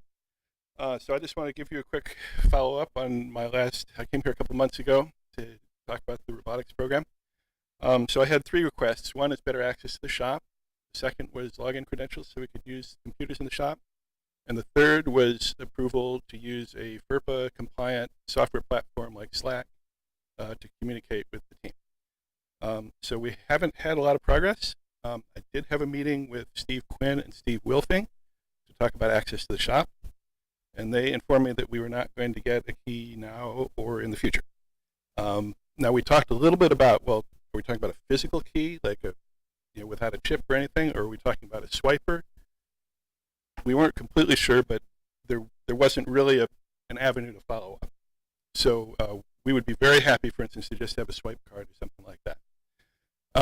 The other thing I want to bring to your attention is shortly after this conversation, our head coach of 25 years, Ed Petrillo, was detained when he came into the school to work in the shop and taken to the office, and and Steve Quinn and Susan Shen rooted through the files and tried to figure out if he had his credentials in order and if he was safe to go in the shop, and that took about 40 minutes. It's an understatement to say he felt disrespected by that process. I want you all to know this hat here is my only credential right now. If I talk to a janitor and ask to get into a room, if I talk to somebody in the media center and say we need to use the media center, they're sizing me up and looking at that hat. I don't have any sort of a swipe card, any sort of access. So we all had to get re-credentialed last year with substitute teacher certification, fresh background checks, all that stuff. It took a very long time to get in compliance, and we had a very hard time finding out what are the rules, how can we fulfill them. And that's really the main thing that we're after right now. We need to have some sort of a colloquy. And the conversation with Steve Quinn and Steve Wilfing they were not empowered to make decisions for the school district. That's very clear. That's why we're here at the board asking you guys directly, is because we've talked to the people in the buildings, the principals, the teachers, the administrators, and we understand very well that the district will not allow us to have a key, they will not allow us to have a login credential, and they will not allow us to use FERPA compliant software to communicate with the students. So I would very much like it if we could set up some sort of a roundtable or conversation so that we can actually talk about the merits of the security situation, what the pros and cons are of doing things the way we do, or maybe making changes. Okay? Thanks a lot.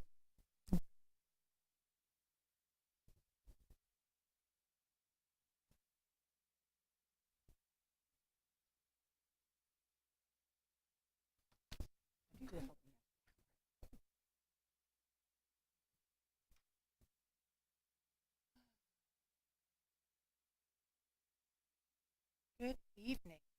Good evening. My name is Carolyn Bender. I live in Hopewell Township. I have been sitting on various PTOs in Hopewell Township since about 2004, and I've been sitting at a DPC. For those of you that don't know what that is, District Parent Council, where we as PTO presidents get together with our superintendent for about the last 20 years. And I try to think that I'm fairly well informed. I do want to share with you, Madam President, that I was also very disheartened to see Vanessa Sandham and John Hart make comments on Facebook that were unhelpful and misleading, followed up by our past president, Lisa Wolf, very misleading.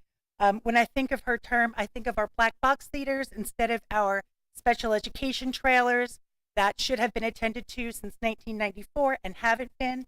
I have the luxury, unlike other PTOs of Strive, up until this year, we have made our way through all of the schools. So at every meeting, we move to school, from school to school, and I'm able to see what our specific schools are trying to deal with. Our toll gate has not had a bathroom that has worked. We have dug up hallways. Our toll gate doesn't have room for our fire trucks to get into the right side, and we still have trailers there. And our nurse's office doesn't have a bathroom to help our special education children should they need help pottying or if they have an accident. There is no way to help them without being a part of, without experiencing some level of humiliation. Hopewell Elementary had big boiler issues, and Poor Bear Tavern, every time we tried to hold a meeting in their library, it was raining. It was really disheartening. I am really not happy about the fact that our referendum didn't pass, and I really think that our district will end up paying more in the end to do the things that we need to do. All that being said, I cannot tell you how much we appreciate as a special ed organization. We function as the state mandated special education parent advisory group and also as a PTO because we do recognize that our families and our students need social opportunities as well. Mrs. DiNardo has hands down brought this district into a place that it has never seen before.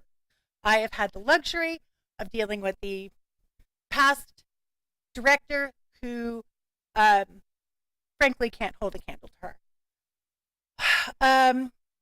Forgive me, I was taking a lot of notes while everybody was talking, and I want to make sure that I cover everything that's important.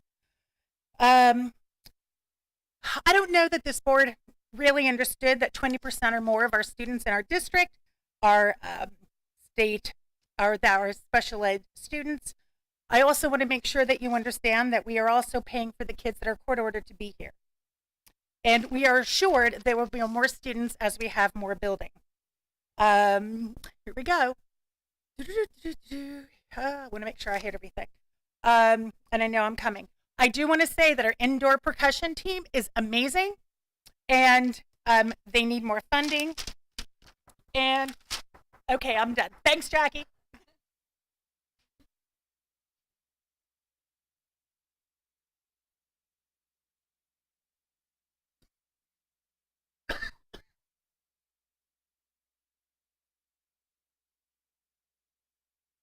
Heather Irishmont, Pennington. I wasn't gonna get up and speak either, and I don't want to speak about what I wanted to speak about,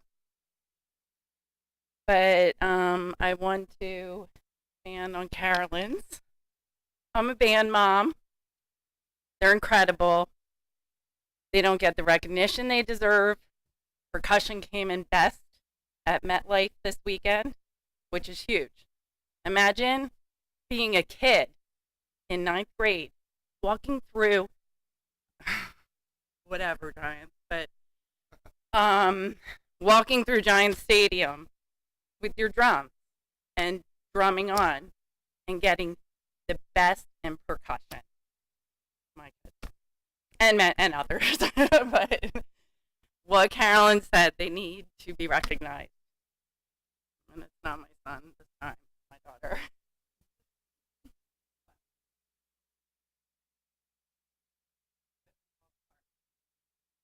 We brought the equipment, thank you, onto the football team, onto the new turf field here. I don't know what the, excuse me, how this thing is called. I call it the big xylophone. It's a, you might know, Paulette, it's a big xylophone. It is, they always yell at me. It broke when we brought it up. That thing, that turf field should be spanking A-OK perfect. One of our students, I know this is recorded and I don't want to say who, but he had to sit to the side. And that broke everybody's heart. Everybody, the kids. So, I mean, they bandaged it up, but they need new equipment. We walked down Hopewell's parade for Memorial Day. That tuba looked like Hopewell got together with their hammers and hammered it. It was embarrassing. I mean, Hopewell should be embarrassed.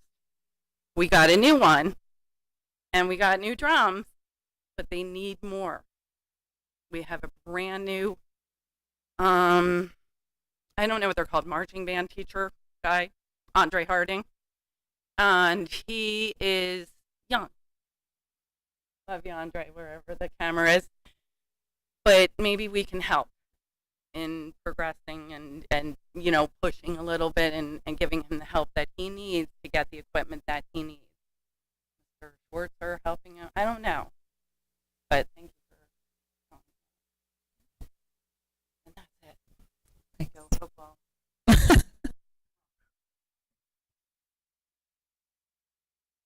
Oh, you already have, you only have, oh. I'm not kidding. Oh, okay.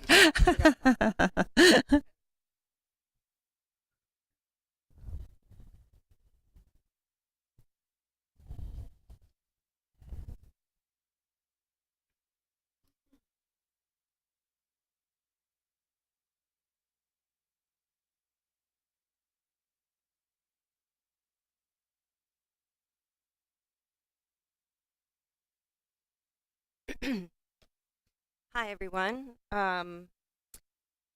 Julie Cesary, Pennington. For this first part of my comment, I am speaking just as a parent and citizen, not affiliated at all with any PTOs.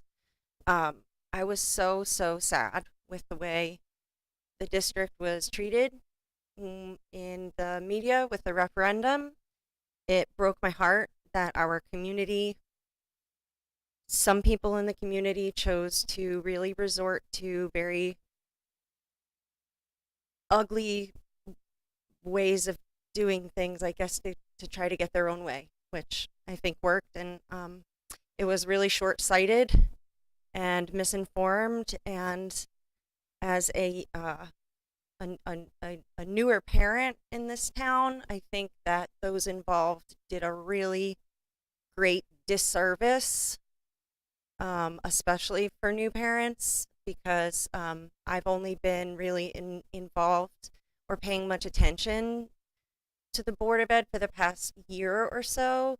But through this time, I have learned so much and have come to really respect all of the hard work and dedication that you guys put into this. And it's not lost on me how many countless hours of work and deliberation and discussion must have gone in. So into all of that. And so that being said, I just wanted to sort of offer my support back to all of you. And now, as an eco PTO person, I want to again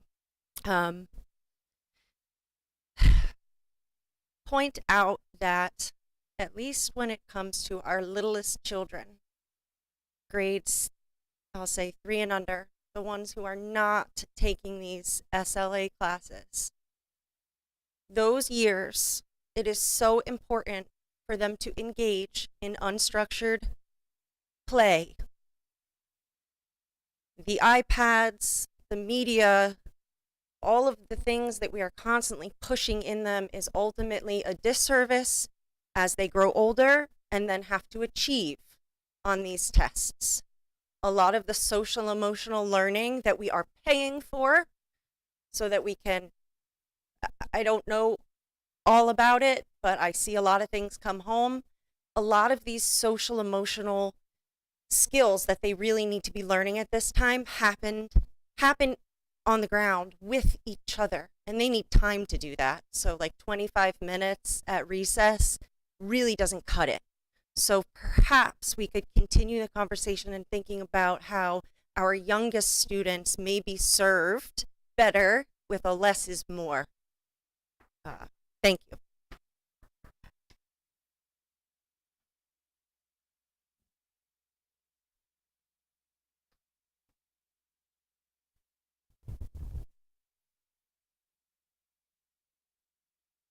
Hi, I'm Luis Martinez, Hopewell Township. We moved here last year, and obviously we moved into the middle of this whole referendum. So it's a lot of learning for us to, understand the situation here. So I don't know. All I know is a lot of work that we're involved, and obviously we were highly supported. We have 3 kids. We have 1 in the township, 2 that are coming. So obviously we want our kids to be supportive here, and we love the community. So one, I want to say thank you for everything you've done so far. I know there's a lot of work to do. I'm also here because obviously there was a setback, and I just wanted to understand what's the plan, what are the next steps, and while it's hot, I think there's probably a lot of parents that are in the same boat, like they're just trying to get some answers, right? And I do think that there's some momentum in those that feel strongly enough to continue to figure out, like, okay, well, we didn't get what we wanted, but what else can we do? And I know that you're still exploring all of that, but I work in marketing, so for me it's all about communication and trying to figure out how do we change customer behavior. So in our sense here, it's like, how do we help educate and better inform the public on the benefits of what we're trying to do at the school and how it can benefit everybody. So one of the things I did on the professional side that may help here, that's helped me, is game theory. And I'm just curious if you guys have looked into something like that helps you explore this very complex issue of trying to fit the budget with all these other elements that you got going on, things that are required by the state law. There's just so many things you got to balance out, but it has helped me figure out complex problems like that. And 2, I recently joined like the parent, like on the PTO side.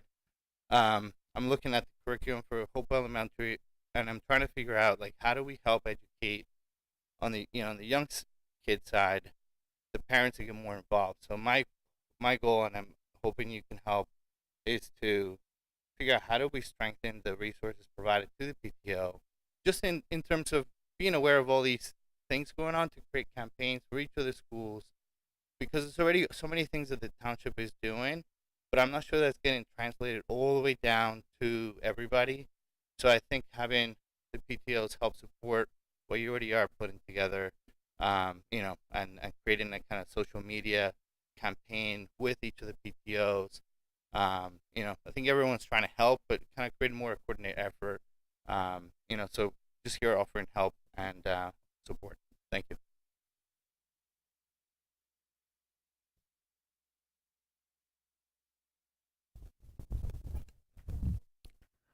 Okay. Seeing no other comments, kind of would start at the top of the list. Dr. Treese.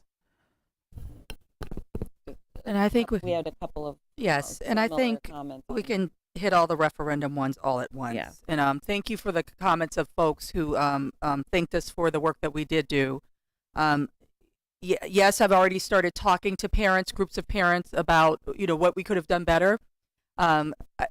We are conceding, some of the folks that I'm talking to, that maybe we weren't paying as much as attention to some of the meetings that we had and the conversations we had here. Also, the kind of quick to go to social media. Know that we are not going to post to social media Pennington Hopewell update, all of that. That we cannot legally do. That is not something we can do at all. There were some parents that were gracious enough to, on behalf of the district, to repost things, right?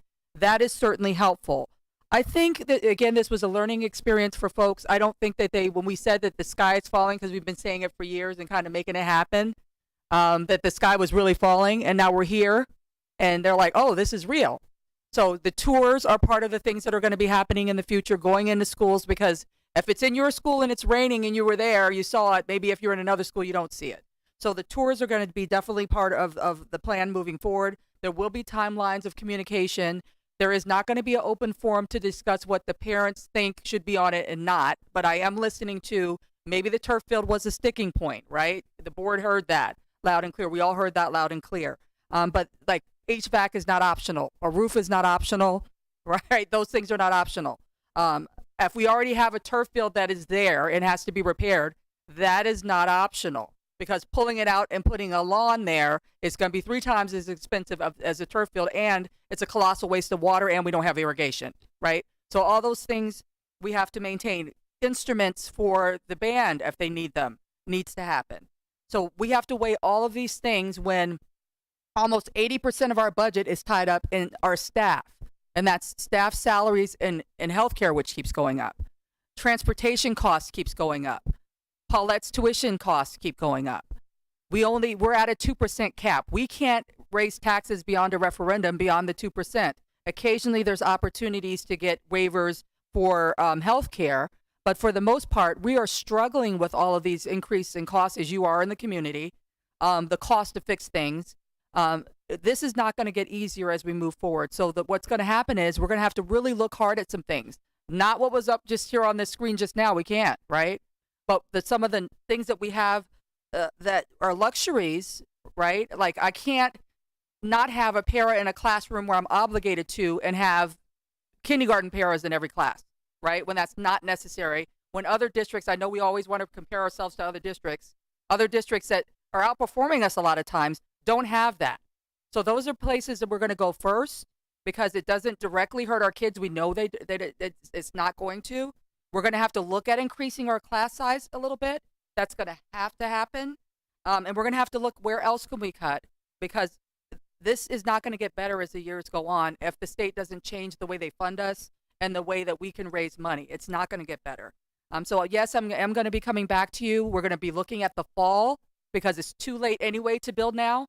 To get anything started before next year anyhow. So we're going to be, in the meantime, I'm going to be leaning on all of you, your help, how we can communicate better, what things were kind of sticking points as we were talking about the referendum. But what I am going to ask the community is that you're going to have to, if you have a question, email us. If you need another information night, we'll come to you. But come to us for the information and kind of listening to the echo chamber of people with their opinions who don't pay the bills and look at all this stuff in committee for hours out of their time, their time when they're donating their time, and they don't get paid to do this, folks.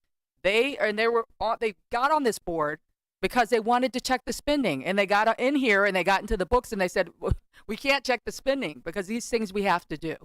So they're doing the best they can. We are all doing the best they can. But this promise I make to you, I am going to always give you the best advice for this community to capitalize on strategic planning. I'm always going to make decisions with your children at heart. And we always do it in public. We don't have communications in private. Whatever's discussed in committee is discussed here in the board meeting. It's always out there for you. Ms. Bender was able to recount all those things because they were said right here and in town halls and in recordings and online and in my newsletters. And if that's not reaching you, I will come to you and we'll have to do it on the ground, because I want everybody to have their questions answered. And it's not great when I'm spending other people's money. Nobody's feeling that. So I get why people said no. And hopefully when we come back next time with a little bit better planning, with how we communicate with folks, with a little more help from community members to help me communicate with folks, that we can get a yes the next time. I'm hoping. But again, that's up to the community, and we'll do our best to try to give you the information you need to make a sound decision. Mr. Addison, I want to thank you as always for volunteering to help our robotics. We cannot have volunteer parents even when they have all the credentials in the building without a staff member. So as much access as you want, but we have to have a staff member. Can't give you a key or a swipe because our substitutes don't even have a swipe. They come in and they get a kind of a substitute pass for the day, but they don't have access to getting in and out of the building, and it's really for security reasons. I didn't get a key to open these doors, all of them, besides my office, until I was in Vicky's spot. That's how tight we are with all the keys. So we'll continue to work on that, and if we have to look at a vice principal or somebody being in there or something with you, then we'll have to make those adjustments. And we can't use Slack either. We have to use the district-approved sites to communicate, and that's also for the protection of our students and for you all, quite frankly, because we can't access the information that's going back and forth on that like we can with the other communication systems we use. So that's the reason why there's no to Slack. We can't use that here in the district. Well, one of the things I did hear about that point, though, is just they don't have any identification that they are part of the robotics, Yes. team. So whether it's a swipe card or not, getting them some piece of paper, I don't know, a card or whatever that affirms that that's their role within the building. I think that's certainly important and respectful to the contribution. I'm sorry, Tana, go ahead. Just as we do with other substitutes and volunteers, they would need to sign into the main office. Okay. Get a visitor's pass. Get a visitor's pass. Okay. That's our program. Okay. Can't answer from the floor. Sorry. Okay. And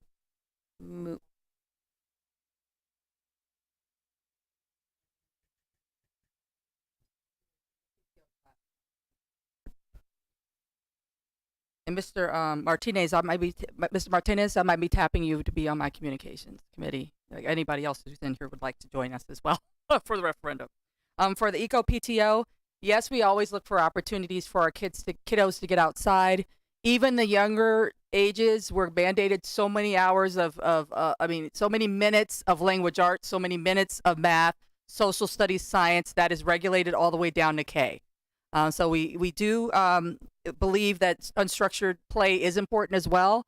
That's one of the things that the community also added to our strategic plan. So there'll be days that we can't do it every day, but there are going to be definitely days that we go off the curriculum train and just have unstructured days of play.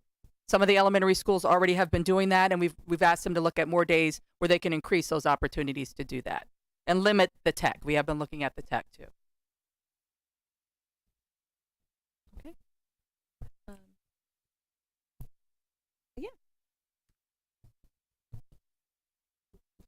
Just want to make a quick comment, I think in general here, about the idea of transparency and questioning of some particular costs today.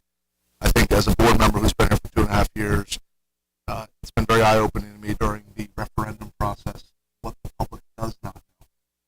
And when we ask questions about special education funding, I'll at least speak for myself in saying that I'm asking those questions to be able to get it on public record for transparency, so that those folks who do not understand that there are limitations of that spending and what we could cut even if we wanted to, they can A, know that, and I think B, more important, that they realize that it's not the right thing to do even if we could do it, right? When we think about the pillars by which we have to look at funding, that's one of the 3 big pillars. Everybody up here knows that. And I think as a matter of this referendum process, it's been extremely apparent that given whether we call it misinformation or echo chamber, a lot of folks don't get what we can and can't spend money on and how we can and can't save money. So for me, I have an obligation to ask those questions, and I will, but under no circumstances am I questioning it. What I'm trying to do is make sure that we're in a position to be extremely transparent to the public about where we need to spend money and where the state requires us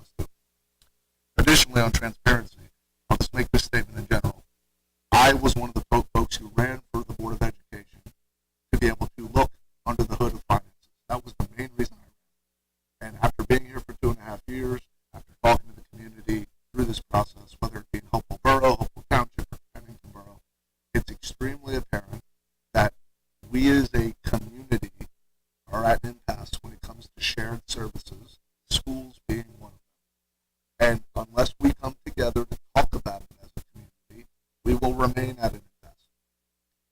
It's unfortunate that we've gotten to this situation, but I think that for the public to understand, especially for folks on the Finance and Facilities Committee here, it was our goal to be able to give it to the public in full as a whole so everybody can truly understand with transparency how bad it was. And that's what we tried to do. Now, we can attack the messenger, but we can't ignore the message. And the message is we're in a tough spot. And I would encourage all of us as citizens of the community to understand that. And once we do understand that, then we figure out how we come together. This is not just a school thing. Fire and EMS is in the same boat. And they are even worse than we are right now. So I would ask as we all move forward as a community that me as one individual board member who sits as the representative for Hopewell Borough, the smallest percentage of the population, right, amongst the entire community, that we continue to think about the transparency that we have here and that we are trying to show. And I commend the administration for allowing the board to ask them to be transparent this way, despite the fact that we had not the outcome that we wanted. Thanks. Thank you, Mark. And I think that is a really great point, is that we've said it a number of times, but it bears repeating that the administration brought this massive number to the table because the Finance and Facilities Committee requested and the board, the balance of the board supported us being transparent with the state of affairs, and that our responsibility for a sustainable quality education is paramount, right? So it's great to herald our accolades and sing all the amazing things we do, but if we can't 10 years from now give the same quality, we have done our children a disservice into the future. So yes, we will continue to be transparent. Yes, we will continue to ask the challenging questions. And yes, we are going to wrestle this challenge together. But as a community, we need to balance our expectation of what we ask the school district and adjust, right? It's would I love my kid to have 12 people in the classroom? 1000%. Is that sustainable? No. Right? So we've got to adjust our mindset of what is actually a quality education look like. I know what we're comfortable with, but that doesn't equate.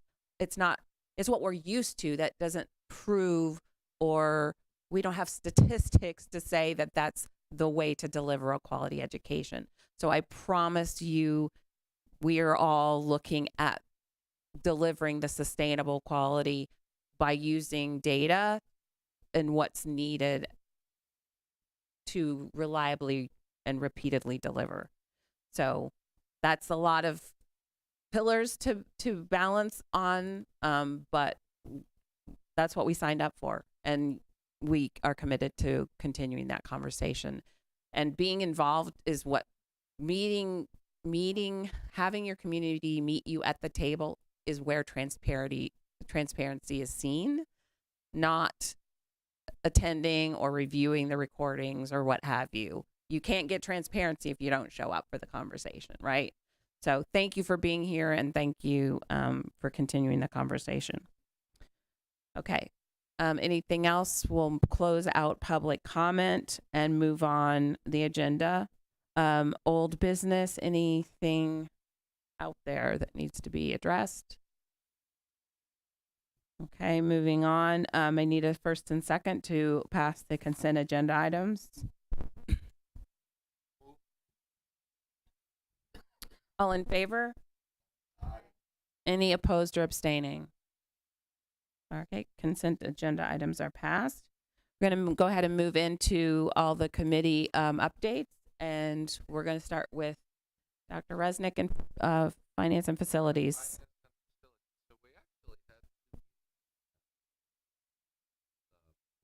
I'll start with the second one, which is usual meeting, just we can dispense with that pretty quickly.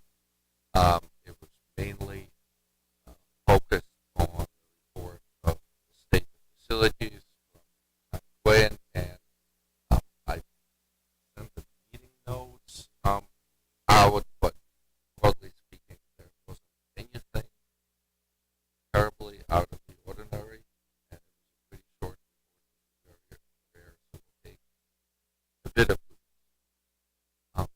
and then the first time we met was a week and a half or so after the referendum. We felt that the committee, since the referendum originally came out of the finance and facilities committee, we needed to kind of get together in a room and talk through it. I don't. Much of what was discussed stated by Dr. Reese already several times. The only item that I wanted to highlight that we did discuss that wasn't mentioned explicitly is, of course, there's going to be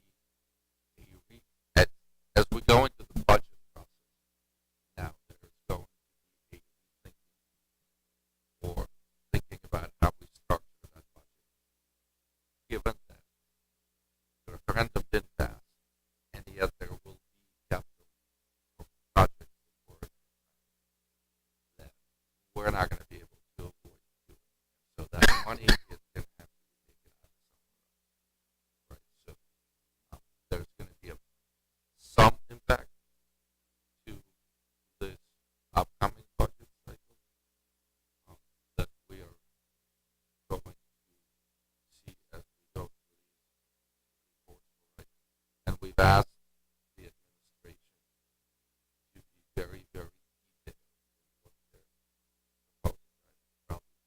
I'll be asking detailed questions on all these presentations to dig into the destination, the various destinations. But there was also a request to look at things beyond just this year from a budgeting, which we don't do it, which we don't normally do in this level of detail. But at least some of us wanted to understand what does the district look like if the referendum, and I know there's talk about a plan B and a follow-up referendum that addresses some of the concerns of the community. That is a very possible outcome, but yet we also need to have an understanding as a board as to what the district looks like if we don't do that, right? So get some projections on what impact that has on things like class sizes. What do the four different elementary look like? What do our course look like beyond just this 1 year? So that was a request at that. I think that's pretty much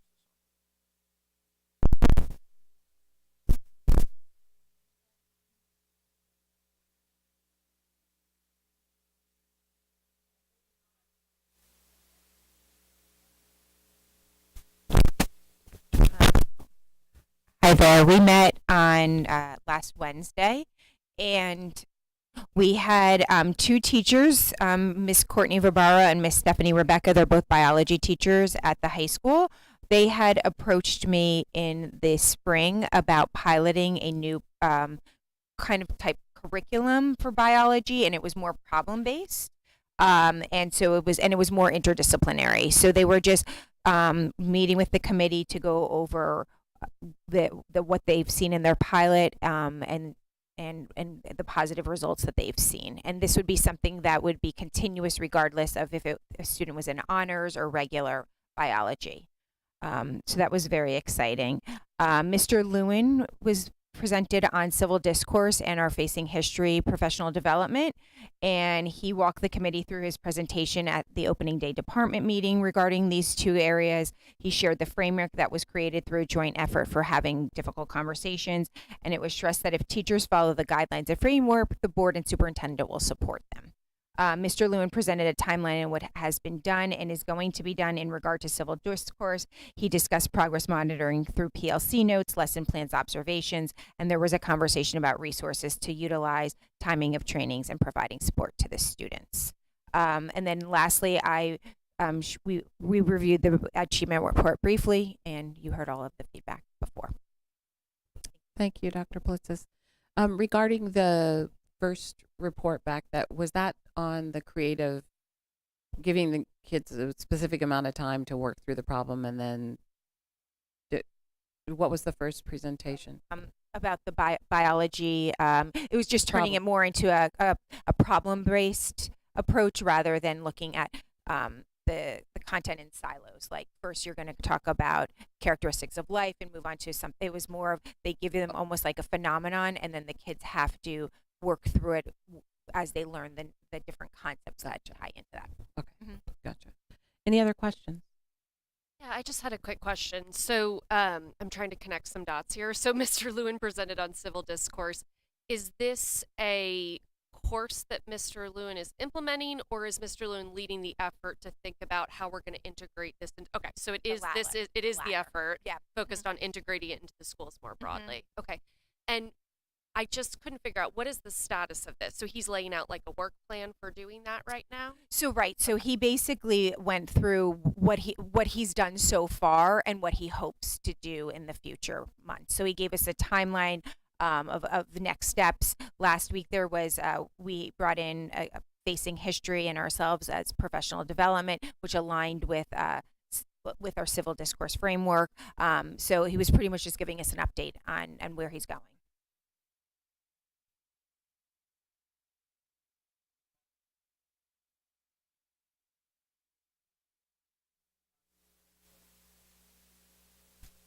One of the things we did talk about in terms of NJSLA, which I think we might have brushed over in the presentation, was just the culture we kind of have in Hopewell of students not being very engaged when it comes to taking that test and putting their best foot forward. And as we've seen on some of the tests that really do affect, our chances at going to college and potentially saving money on tuition with AP scores, we do see our students doing well above state averages and well above national averages. I think it would just be helpful if we look at some of our peer districts to see how they provide healthy incentives to students, to see how they're creating a better culture to have students more engaged on that test. And I know that was something we did talk about, was looking into ways to make sure that students aren't just seeing that test as another day that they can come in and not put all of the effort that maybe they could be. So I just thought that was something I wanted to flag, and we had been having that conversation. Anything else? All right. Awesome. Moving on to personnel.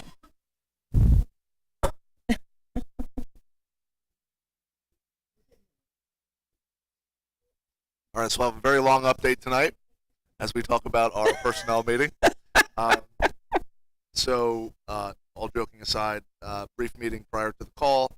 You're going to see on the agenda really just basic housekeeping items, one being the personnel actions on the roll call, which we'll talk about, as well as the normalized extracurricular appointments, which I know we'll do a roll call on. And then every year we do the memorandum of agreement with local law enforcement, so we learned a little bit more about that. That's all available on the agenda.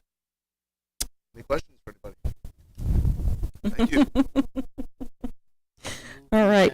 Go. Yeah. All right. Okay, can we move the agenda? Do we need to go first here? Okay. Second. Roll call, please. He's like, oh, Dr. Genevieve. I would have. Mr. Kapadia. Dr. Lilliston. Yes. Mr. Peters. Yes. Dr. Resnick. Yes. Mr. Slotman. Ms. Tracy. Dr. Wilson. Yes. Ms. Williams-Galliano. Motion carries.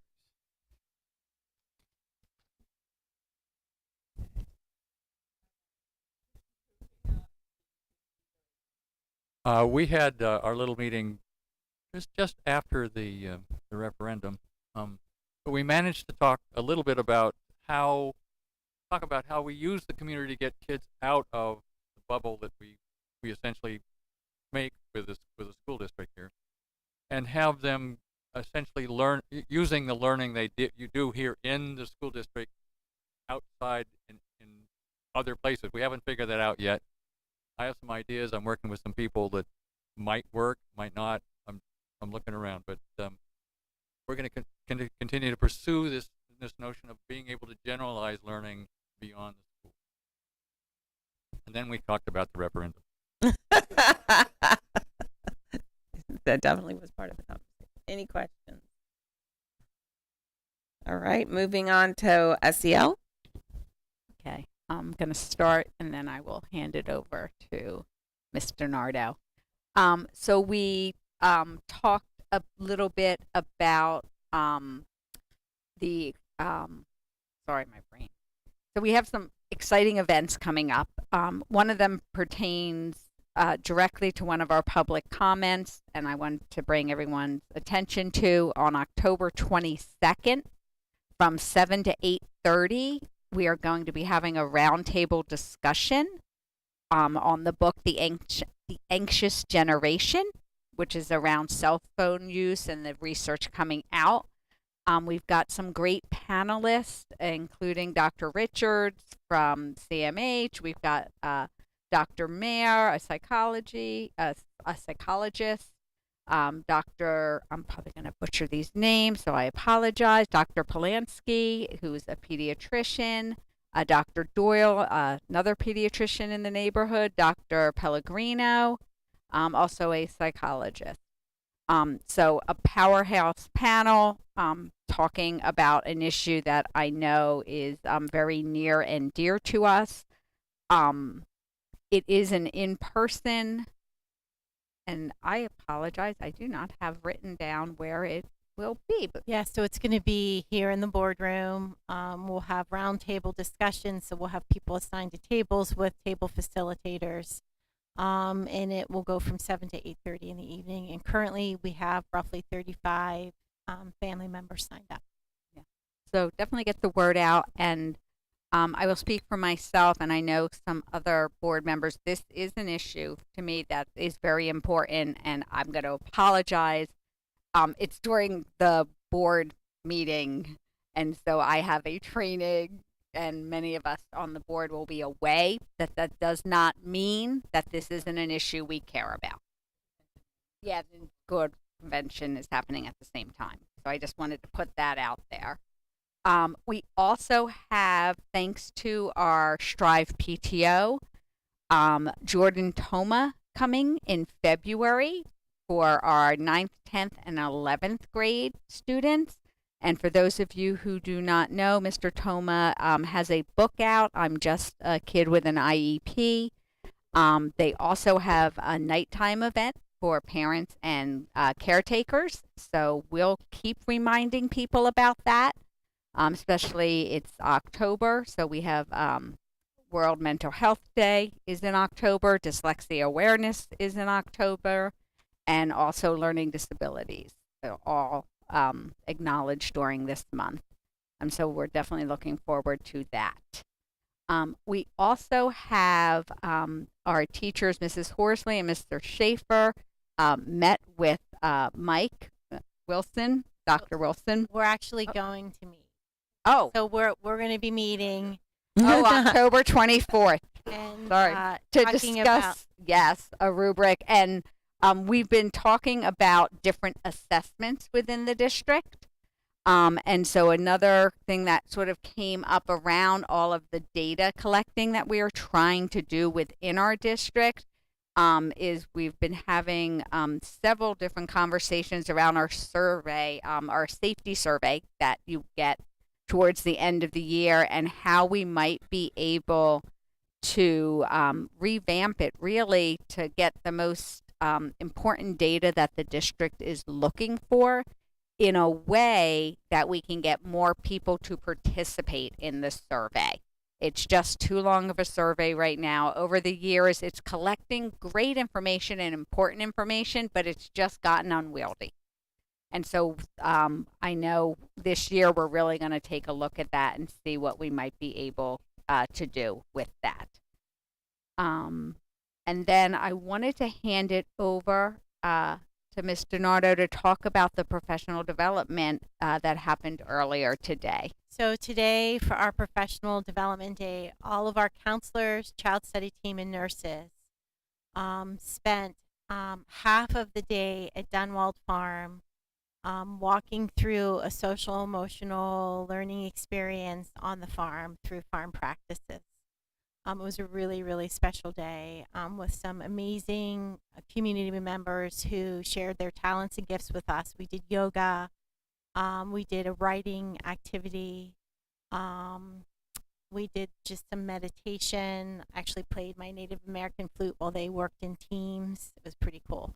Pretty cool day. It was perfect weather. And then the other half of the day, and that was thanks to Kristen Broderick, who has been here a lot and has been just a great advocate for outdoor learning and social emotional learning.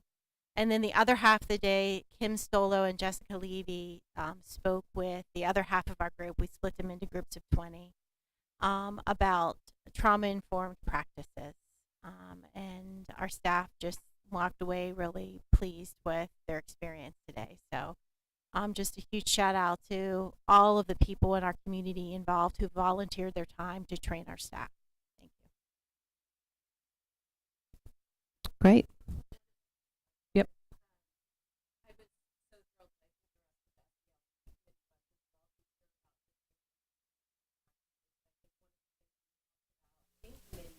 Thinking about how can we spread that learning from, folks who are working with more of the special ed programs or students with IEPs all the way to the population.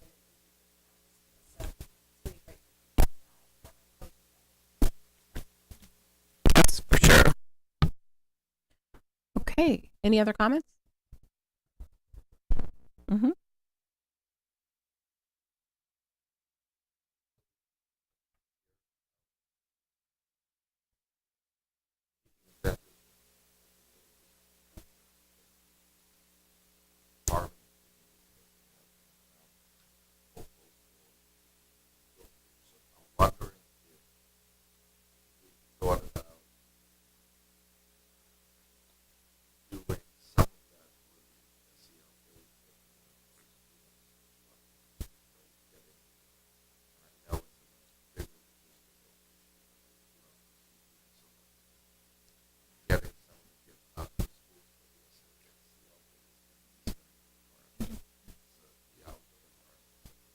Yeah, so we do utilize the outdoor learning environments that are in the school. So at Bear Tavern, there's the area where they read and with book stumps and the different, not book stumps, the tree stumps, and the gardens. But it is definitely something that we're working towards partnerships. We already have partnerships. So, for example, How Farm has been a partner with us for many years. Yes, and the watershed is another great partner that we have, that we provide these outdoor opportunities for our children.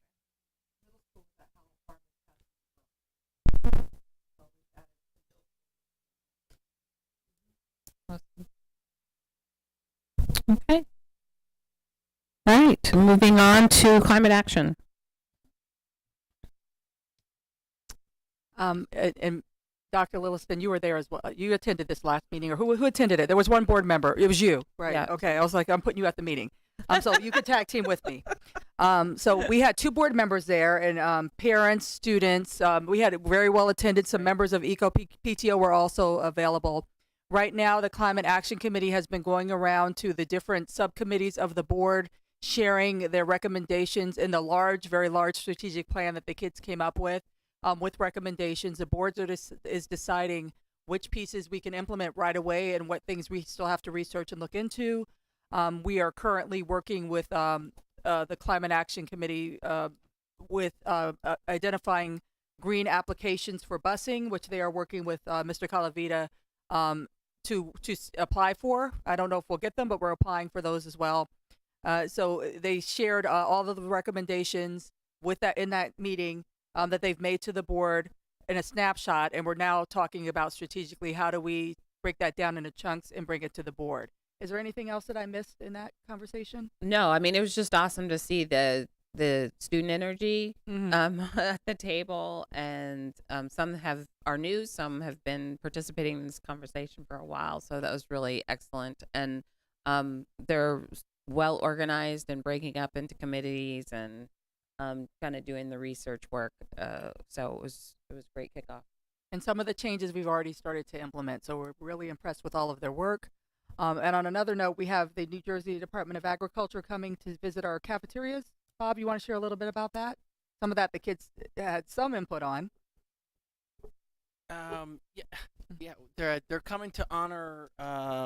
It's more of our food service company for what they're doing with farm to school, and they're going to be coming tomorrow with the Commissioner of Education, not the Commissioner of Education, the Commissioner of Agriculture, coming, and some elected officials. They haven't said who the elected officials are yet, but they'll be coming tomorrow morning at Timber Lane at 10 o'clock. And I just talk and to view our lunch. And I want to thank Pontonium again, because the kids came with a list of demands, and they were able to implement quite a few of them, and even add some meatless days to the menu, getting rid of a lot of the single package things. They have really been open to working with the children to make sure that we're doing the best we can to be sustainable in our cafeterias. Awesome. All right. Pitching it over to Dr. Lilston for policy. Okay, thank you. So the policy committee met on October 4th, and we briefly reviewed a few policies that are on deck for next month, and then we made revisions to some policies that are up for first reading today, and you'll see those in your agenda. So I'm just going to start with a brief overview of the policies that are on deck for next month, and then we'll move into the first reading. So next month, we're going to be looking at the staff and teacher dress code policy. So our district does not currently have a policy related to employees' dress. This actually isn't required under New Jersey law, but it is recommended as sort of a best practice that boards of education do adopt a dress code policies to really assist in establishing expectations for the dress of teaching and support staff members in the schools. So we are looking to put this policy in place, but we want to make sure that we do so with a very participatory process, and that we acknowledge that different types of staff may have different dress needs. So we really want people to have the opportunity to weigh in based on their job responsibilities. So we've engaged some district staff who are currently reviewing some draft language and making recommendations that we'll review next month in committee. We also intend to incorporate language ensuring that there are protections for cultural dress as well as natural hairstyles. Also in November coming up, we'll be reviewing policy 5756, which is our transgender and non-conforming students policy. So this policy provides that students who identify as transgender be treated equally and fairly. The policy was last reviewed back in 2016, but we've gotten some required revisions from the state since then. And there was also a request that came out of public comment at the last board meeting. So we will be reviewing that at the next meeting. And then the last thing that I'll say is this past June, the New Jersey State Interscholastic Athletic Association passed a proposal requiring that its member school districts adopt a spectator code of conduct policy during this school year. So this is an effort to really promote good sportsmanship at athletic events and ensure that our students have a healthy playing environment. So we will also be reviewing language for that policy. All right, so before we move on to the policies up for first read, policy committee colleagues, do you have anything to add to that? Okay. So can I please have a motion and a second to bring policy and regulation 5350, student suicide prevention, and bylaw 143.2, high school student representative, to the Board of Education up for first reading? A little more enthusiasm, guys. Okay. It's getting late. Okay. So a little bit of background. So policy and regulation 5350, student suicide prevention, lays out the district's requirements and process around suicide prevention among its students. So the state law was recently revised to include new requirements related to training staff around youth suicide prevention, as well as staff's obligation to report when they may have information that a student intends to harm themselves. So the committee reviewed the current student suicide prevention policy and regulation, which was last revised in 2018, really to ensure that it aligns with the updated training and reporting requirements outlined in state law, as well as what's known to be best evidence and best practice around youth suicide prevention. A lot has changed since 2018 in this area.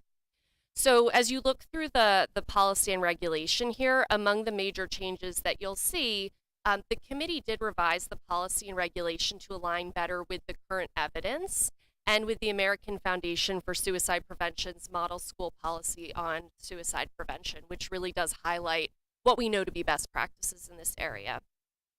We've modified the purpose statement to indicate that the focus of the policy is to protect the health and well-being of our students. We updated the processes outlined in the policy and regulation to align with current practice in the schools and also what's known to be best practice in the field. And then we also included a requirement for a district level suicide prevention coordinator, which will be a role that's filled by Ms. Rutt, who was here earlier, who's our district's new supervisor of counseling. Does anybody have any questions or comments about this policy or regulation? Mike? Yeah, I have a concern. I mean, our mission is to empower kids, and a lot of the ideation that's associated with suicide and related kinds of activities or experiences is based upon helplessness. And I just want to have you considered the sort of support or learning experiences that generate the kind of agency that kids can develop if they're given a chance. And I don't know I haven't read all the literature that you have on what the schools are supposed to be doing, but it seems to me that if we could, like we're supposed to be doing, empowering kids and helping them understand and deal with their own kinds of helplessness, circumstances, situations, feelings, etc., that there might be some things to be gained, some gains from that with our students. I think that's a great comment. So are you, just a clarification, are you thinking of curricula or sort of learning sort of above and beyond what we're implementing as part of our SEL package? I'm thinking of, it's not, well, yes, it would be beyond the current SEL package, but it's not that extreme. I mean, actually right now I'm talking to one of the principals about how they might generate a better agency producing environment. And I think that it's not that big a deal, but it needs to be some degree of focus that allows us to help these kids use the SEL stuff that we're getting to incorporate that into their understanding of their own power. You know, to give them a sense of their power and how it could be used in order to deal with the problem. But there's a lot to be discussed. Thank you. Appreciate it. Anyone else have any questions or comments? Okay. So we have one more document up for first read. So this is bylaw 143.2, high school student representative to the Board of Education. So this bylaw authorizes the appointment of a student representative to the BOE who serves for one full school year. This bylaw was last adopted in October 2022, and the policy committee made revisions to this policy in order to really more meaningfully integrate student voice into our board discussions by ensuring active participation in full board meetings and committee meetings where applicable. We're suggesting that these changes become effective in September 2025, so the start of the next school year. So a few revisions that I'll just note here, and you can see the edits in your agenda as well. We added more detailed duties and expectations to the role of the student representative, like attending committee meetings when matters relevant to students are on the agenda. And then we also added language to really help shore up this position as a liaison between the student body and the board. So for example, we added some processes to help ensure more bidirectional communication between the board and the student body through this position. So does anybody have any questions or comments related to this bylaw? Alex? So I want to thank you for doing this. It's walking me through the years that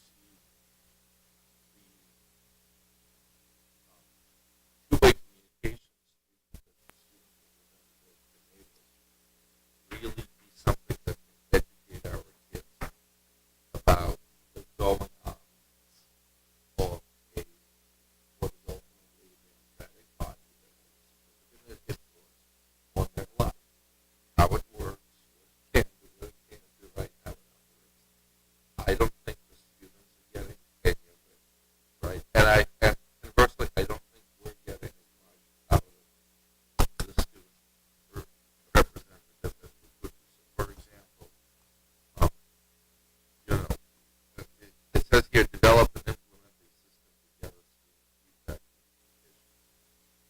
What is that going to look like? Because you would conceivably say that the student representative has that right now, right? She comes to us and she says, look, there are no issues. Nobody came up to me and said there are any issues. And this is what's going on in the class, right? But you could also mandate a forum, right, within high school. It's actually a forum whose purpose is for students to speak about what they think should be right. And that's important.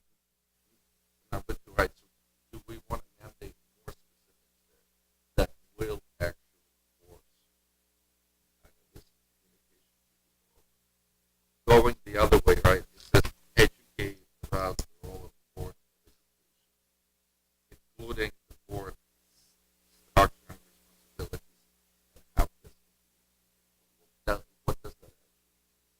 Are we going to mandate that there be some kind of a session where the students get to explain to the rest of the high school how we operate that?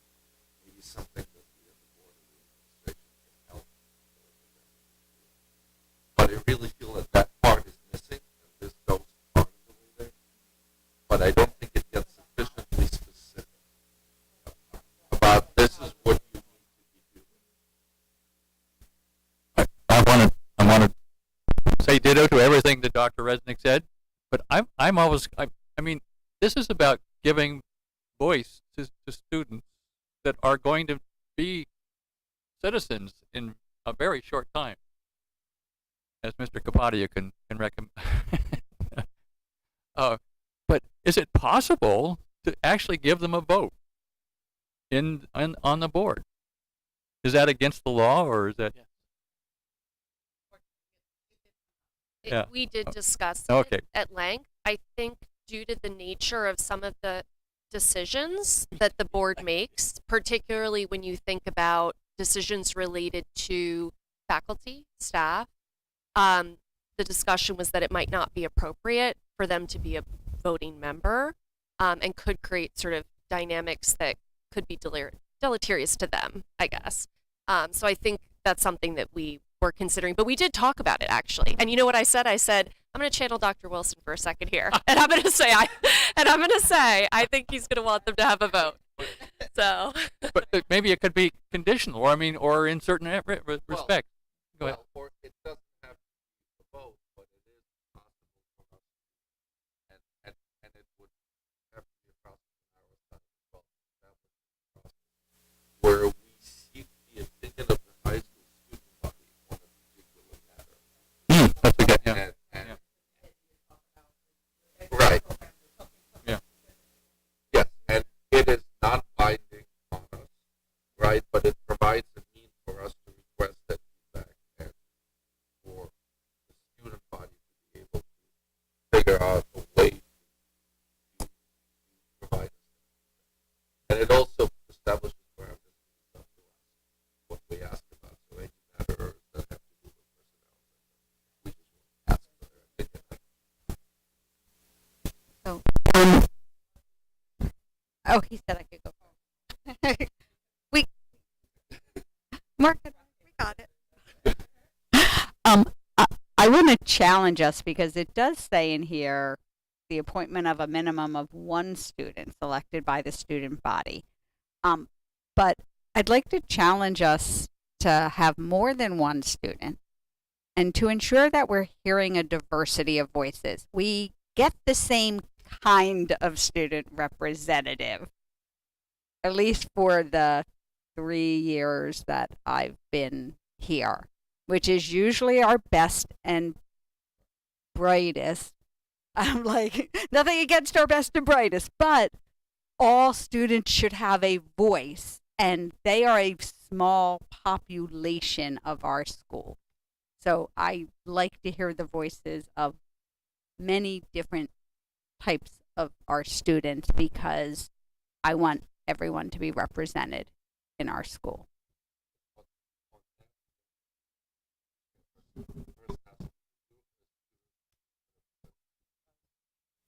you know who the student representative I did. I'm going to venture to see you probably Oh, I in a absolutely. very small minority, and that's, I think, part of. Yeah, and so having that's, I like that idea.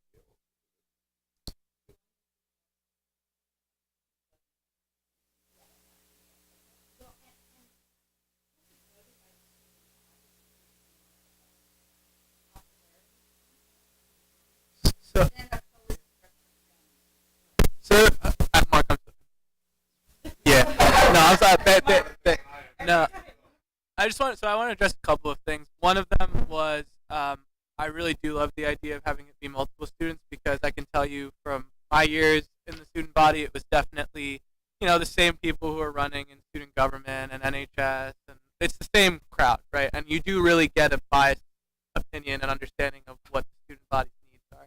So having multiple students is really, I think, a great idea. Something I do think is important to consider, and we talked about this, was potentially transitioning from a direct vote from the students and having it be more of an appointment and interview process from the building principal, from Principal Riley. Just because, from my experience when Principal Smith was there, she had a real gauge on who the students were that were capable of managing some of the responsibilities that we're now adding, but also were able to take on, this endeavor of being kind of in a pretty difficult situation in having to communicate with the board and also with students. Something else I did want to talk about in terms of voting and giving students, an ability to vote. Something we did really consider from the start was that we want to make sure that the student that is in this position is not open to the same criticism and potential harm that we as board members face from the community. Right? Like we can all take it on the chin. We're all elected. We're all technically public officials. But, a 16, 17-year-old who maybe just wants to really help the community, they shouldn't be, answering to the same criticism that we do. So I think that was also something we were keeping in mind as we were adding different responsibilities to make sure that they're protected and that their work doesn't become something that the public can just openly, Yeah. So I want to channel Dr. Wilson and myself too. Sometimes our students will raise to the amount of responsibility we give them, and sometimes it's those students that are most overlooked that those opportunities have the greatest impact on. So I just, when we're talking to our principals, like that's important. I don't have a comment. I was interrupting to let you talk. Yeah. So I'm just curious on this. I think this all sounds interesting. Is there a problem we're trying to solve right now that I'm just not aware of? Yeah. All right, can you just give me a 30-second on that? Okay. I think that some of us, and look, I initiated this with the help of my colleague Dhruv, really feel that we ought to be thinking about how we can better incorporate student voice. And many of the policies that we pass, many of the discussions that we have directly impact our students, and that voice is often not present at the table. And so I think we feel that this would be one way to better integrate the perspectives of students into the decisions that we make. And I don't think that was said at the beginning that this will go into place next year because we have a student that's been elected that's agreed to a certain thing, right? And this is a lot more than she agreed to. So I would just thank you. So can I also provide an answer to your question? Sure. Then can I respond? Yeah. You go. So I will add to the answer. So the other part of it, right? So ditto to everything that Pam said. The other part of the problem that I'm trying to solve is I'm trying to get as many students at the high school as educated as possible. But what the Board of Education does, partly because the Board of Education is important to them now, and for many of them will be important later in life. Partly because this is an example of a civic democratic that they're going to have to deal with. And quite honestly, the fact that in the whole 3 years that I've been here, student representative never stayed for the board meeting after hurts me. I mean, that would be a very low bar. I think we need to reach way higher than that, but at the very least, be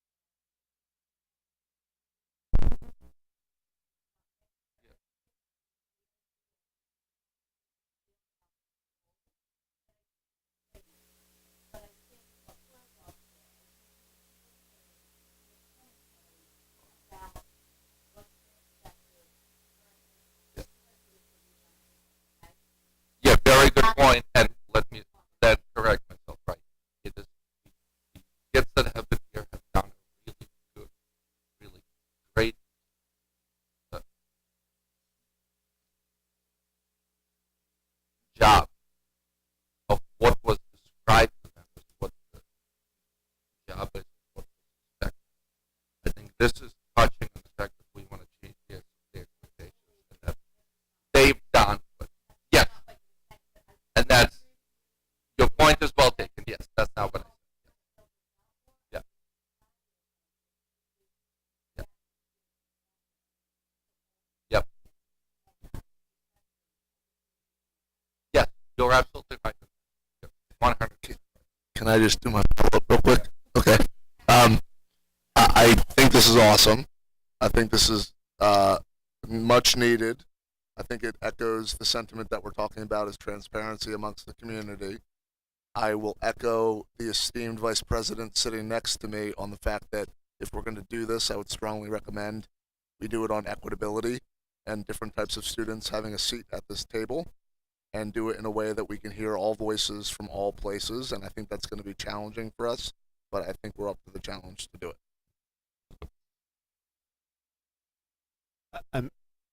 Could I just, is this thing on? I think it is. I moved it all the way down here, so I feel like I should at least speak into it at this point.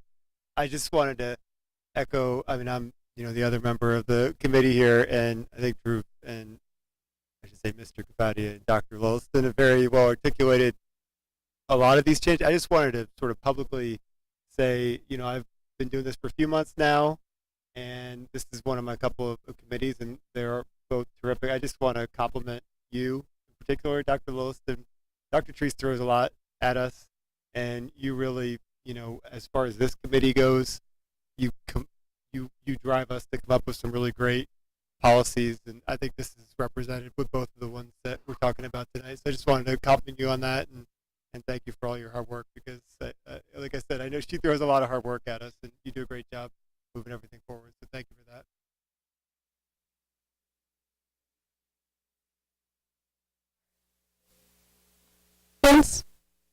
I think we're good on this. Okay.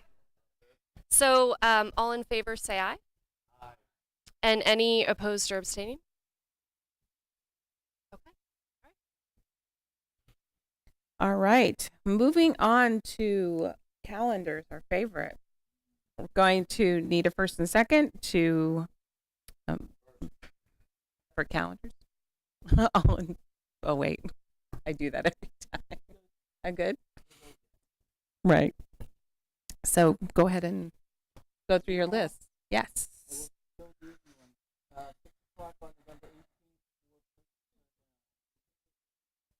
One down. Finance facility. Typically go 11 Monday before. I am on this schedule for 2 weeks of November. You guys figure it out. I will.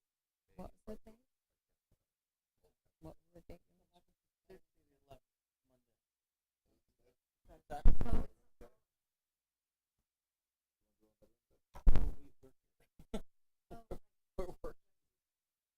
We can do 12.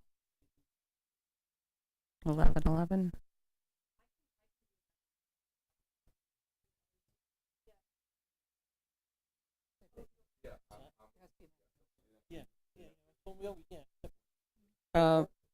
No, 3. I have 3 to 4 is the latest I can do. 3 to 4? 3 to 4 would be the best if it's the afternoon.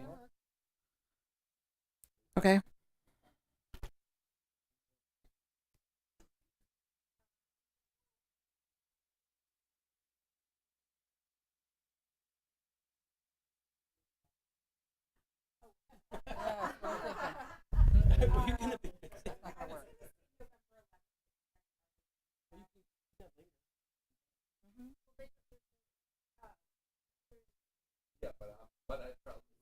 He's not in there.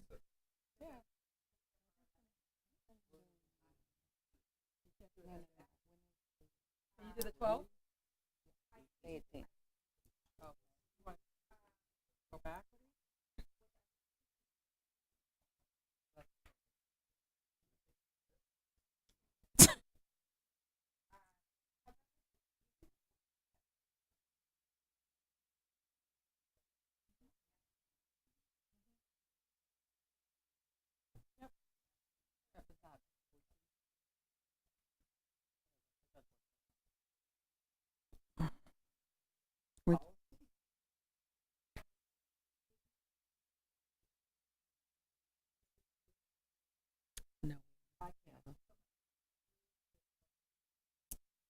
Mm-hmm. The 7th. The 7th works for me if we do it. Mm-hmm.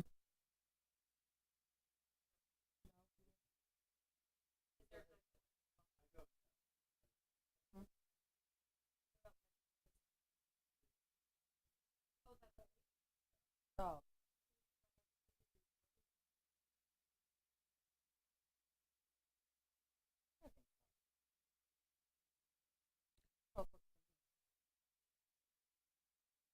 I'm wide open on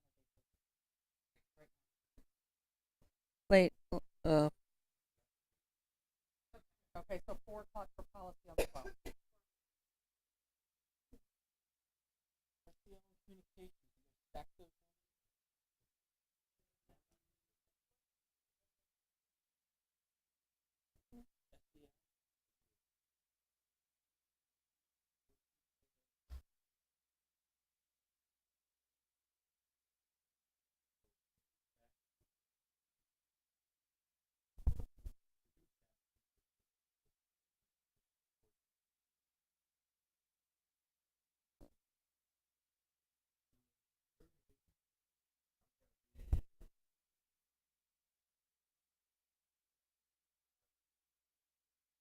Mm.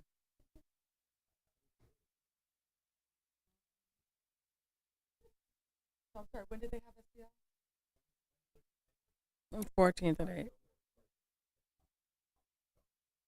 But, yeah, so I can do it in the after. We can do it after 11. AC goes to 11 o'clock. Come after that, so 11 o'clock.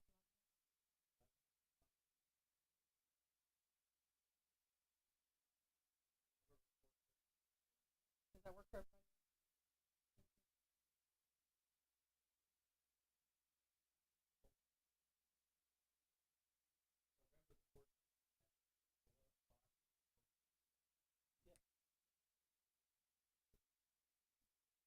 Okay. We're all done. All right. All in favor? Any blah, blah. Abstaining? No. Okay. I guess I just did a purge. All right. We're going to move into our final public comment. For this evening, members of the public are invited to address the board on any matter for a maximum of 3 minutes during this portion of the meeting. You are asked to state your name, address, and municipality. In response to your comments, the Board of Ed may respond or direct the superintendent to do so. The board may also opt to take the matter up at a future meeting so that the matter is researched by the district administration. Public comment is now open. Kate Ham, Pennington. I just wanted to remark on a comment that I heard you make, Dr. Treese, to a member of the audience, saying that you may tap them up for communication throughout the district. And just to remind some of you or let some of you know that 7 years ago, I moved to this district and I said that communication was atrocious between the board and the administration. With that, I, with the then superintendent, created the Key Communicators Committee, of which one of these board members sat on alongside me.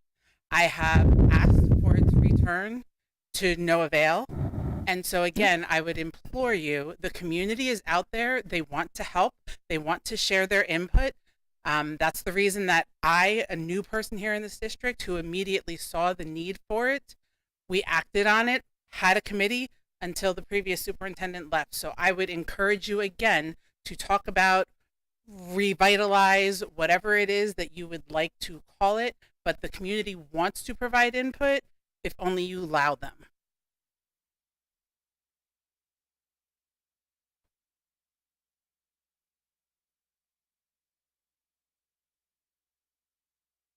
All right.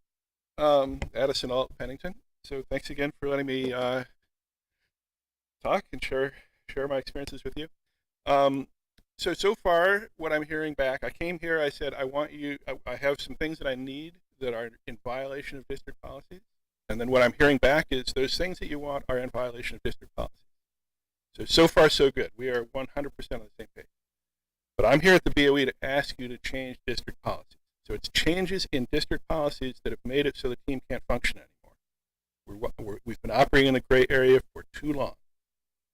We had to surrender our keys a while ago, and there's no provision for any way to get back in. A swipe card would be fantastic. You can computerize it. You can control when we're there. You can keep track of who's there.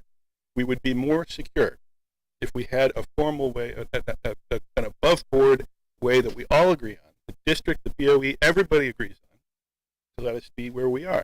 If you don't want us to be where we are, that's a different thing. Okay, so, and I'm going to finish up with an anecdote from my dad, who was a chemistry professor for many years, and he would teach a summer class with teaching assistants. He hated teaching assistants. They were bright, they were energetic, they were brilliant, but they didn't know, they'd never taught before. In his words, they could undo a year's worth of teaching in 5 minutes. And so the antidote for that was training. He sits down his teaching assistants before every class. He says, here's the items that we have to worry about. This is where they're going to go wrong. These are the things to keep your eye on. And so that's, when I talk to Steve, I mean, I can understand why your reaction of, oh, we're from the public, we're here to volunteer, would be, oh my God, that's a liability, right? I do understand that. You know, both my parents are lifetime educators. But robotics programs will not work without volunteers. We've always had volunteers. We've had volunteers from BMS and from Johnson & Johnson in the early days. Now it's more and more parents. But if we're trying to project a way to make sustainable robotics programs in every high school, which we need, then we've got to have a vision for how do we process this enthusiasm and turn it into something that's actually helpful for the district. Okay, so let's try to think about that, okay?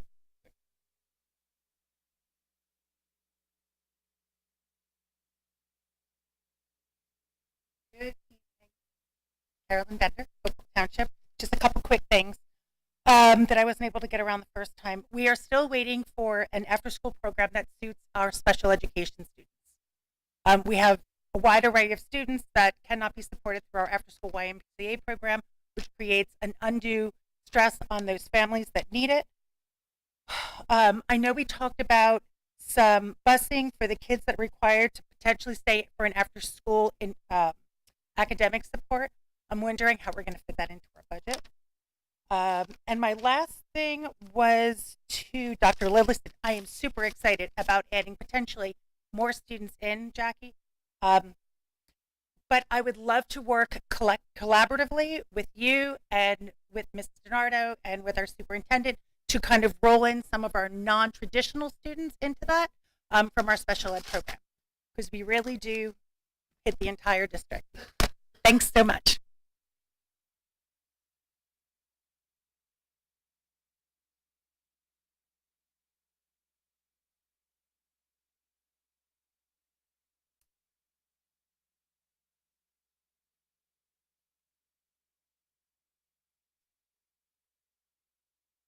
Yeah, I was really glad to see that you're having the book discussion on anxious generation.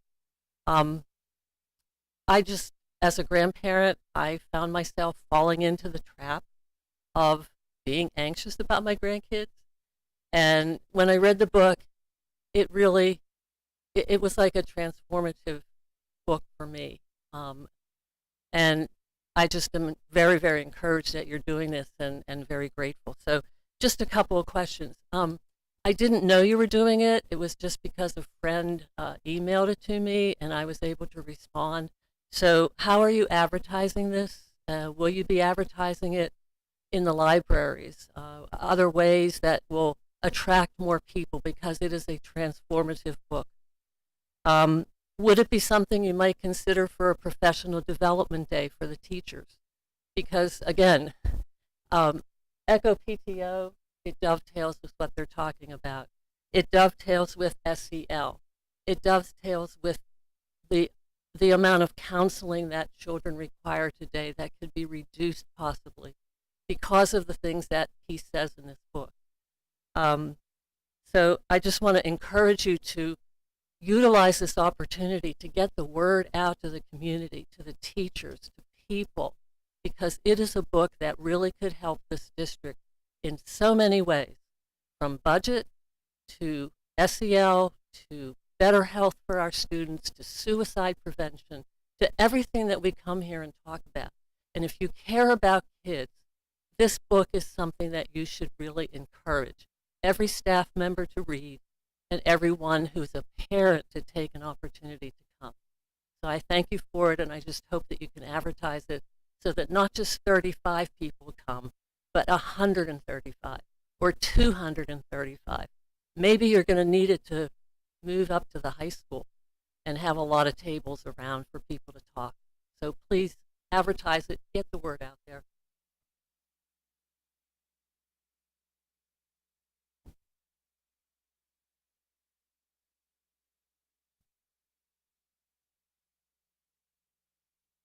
Julie Sessery again, Pennington. So I've been coming up here for a few months now and talking about generally the same things, and generally hearing the same answer is that, yes, we have all the data that we know that kids need more time outside and they need more time in free play, and that, you know, rigorous academics maybe isn't so great at the young age, but we have to do what the state tells us to do. And with all of this information that we have from books, from studies, like very well documented, like why isn't the state listening? Who needs to hear this? Because everyone I talk to agrees that especially the little kids need a drastically different education. So who can I go to talk to if you guys are stuck because the state won't let us do what our children need for their physical and mental health? Then who in the state needs to hear it? Like, who exactly do I need to go to? Because I can't seem to figure it out. And there's so many parents who feel hopeless because it seems like everyone agrees, but nobody's doing anything about it. Or like people are doing things about it, but they're not the simple answers that we actually need. They're other things that like look good on paper and packaged up. So if you know who we are supposed to talk to, please tell us, because we don't. Thank you.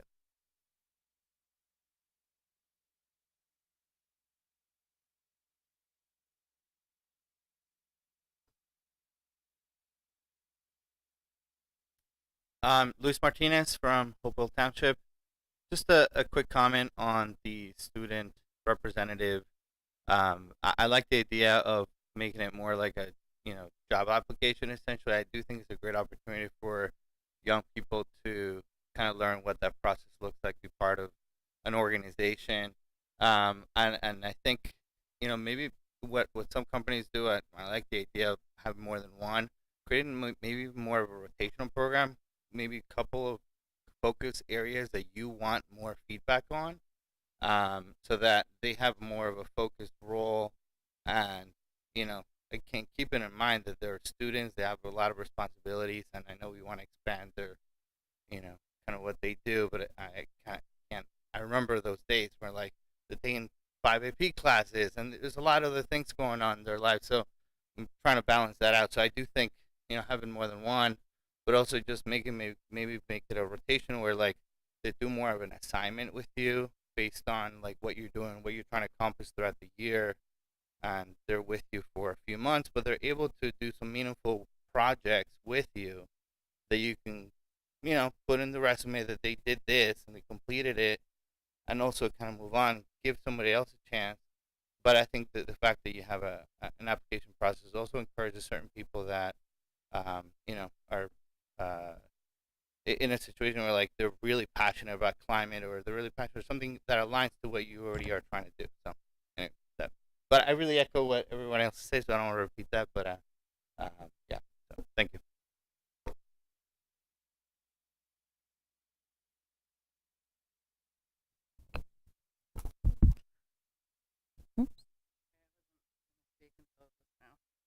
So I think you should get a special ed student because I think there's some board members who need to learn a little bit about special ed. So I think those students can tell you, namely one, Rosetta, who can fill you in. And the teachers in the high school, Paulette, our teachers, would be monumentally wonderful in assisting these students to come up. And I know Aaron Lee would love to have one of those students because they buddy up or something. I don't know what it's called. They do buddying up at the high school. I think these kids are well prepared to go out with everyone in the future. Like most adults in our generation are not. So.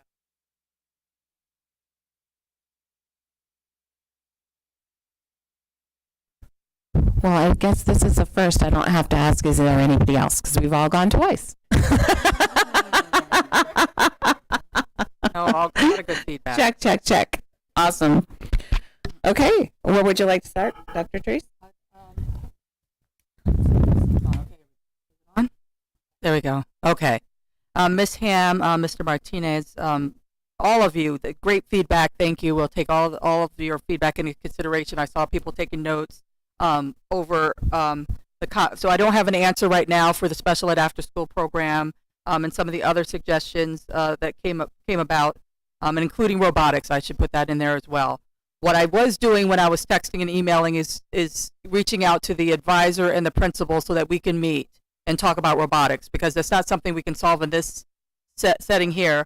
There are some things structurally we cannot do because of security reasons. We've changed the way that we operate, even with our subs and student teachers who are with our kids. But we can resolve this, so we just need to sit down and talk.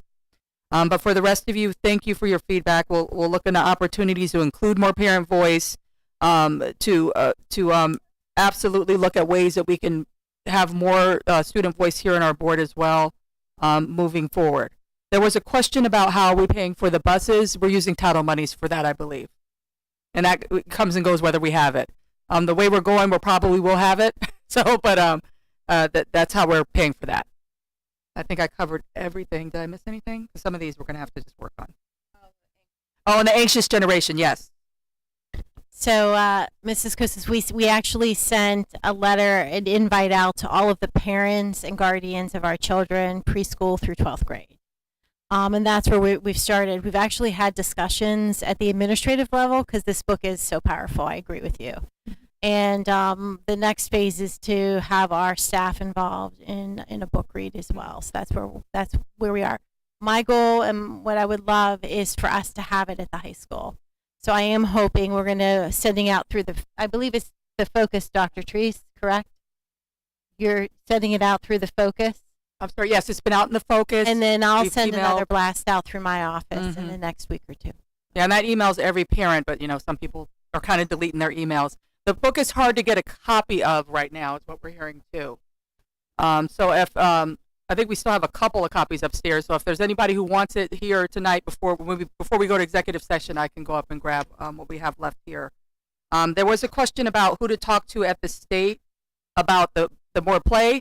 The New Jersey Department of Ed, your elected officials, they're bound a lot by some federal mandates, but a lot of this is decided. Just like we've gotten all kinds of mandates passed because people have lobbied their Congress people and their representatives or senators. That's the way I would go with that. But we'll keep doing what we can to get kids offline as much as we can as well. And there was one more. Did I skip one? No, you got that. Okay. And then we covered the anxious generation. Yes. Okay. Any other comments from the board before we close out public comment? Okay. Public comment is now closed. Any items for new business? Okay, seeing none. We need a first and second to move into executive session thank you. To discuss harassment in HIB matters as well as personnel matters for employee 4018. Action? No action will be taken. First and second? All in favor? Any opposed or abstaining? All right. Open session is now closed. And since no votes will be taken after, we thank you for your attendance and full participation.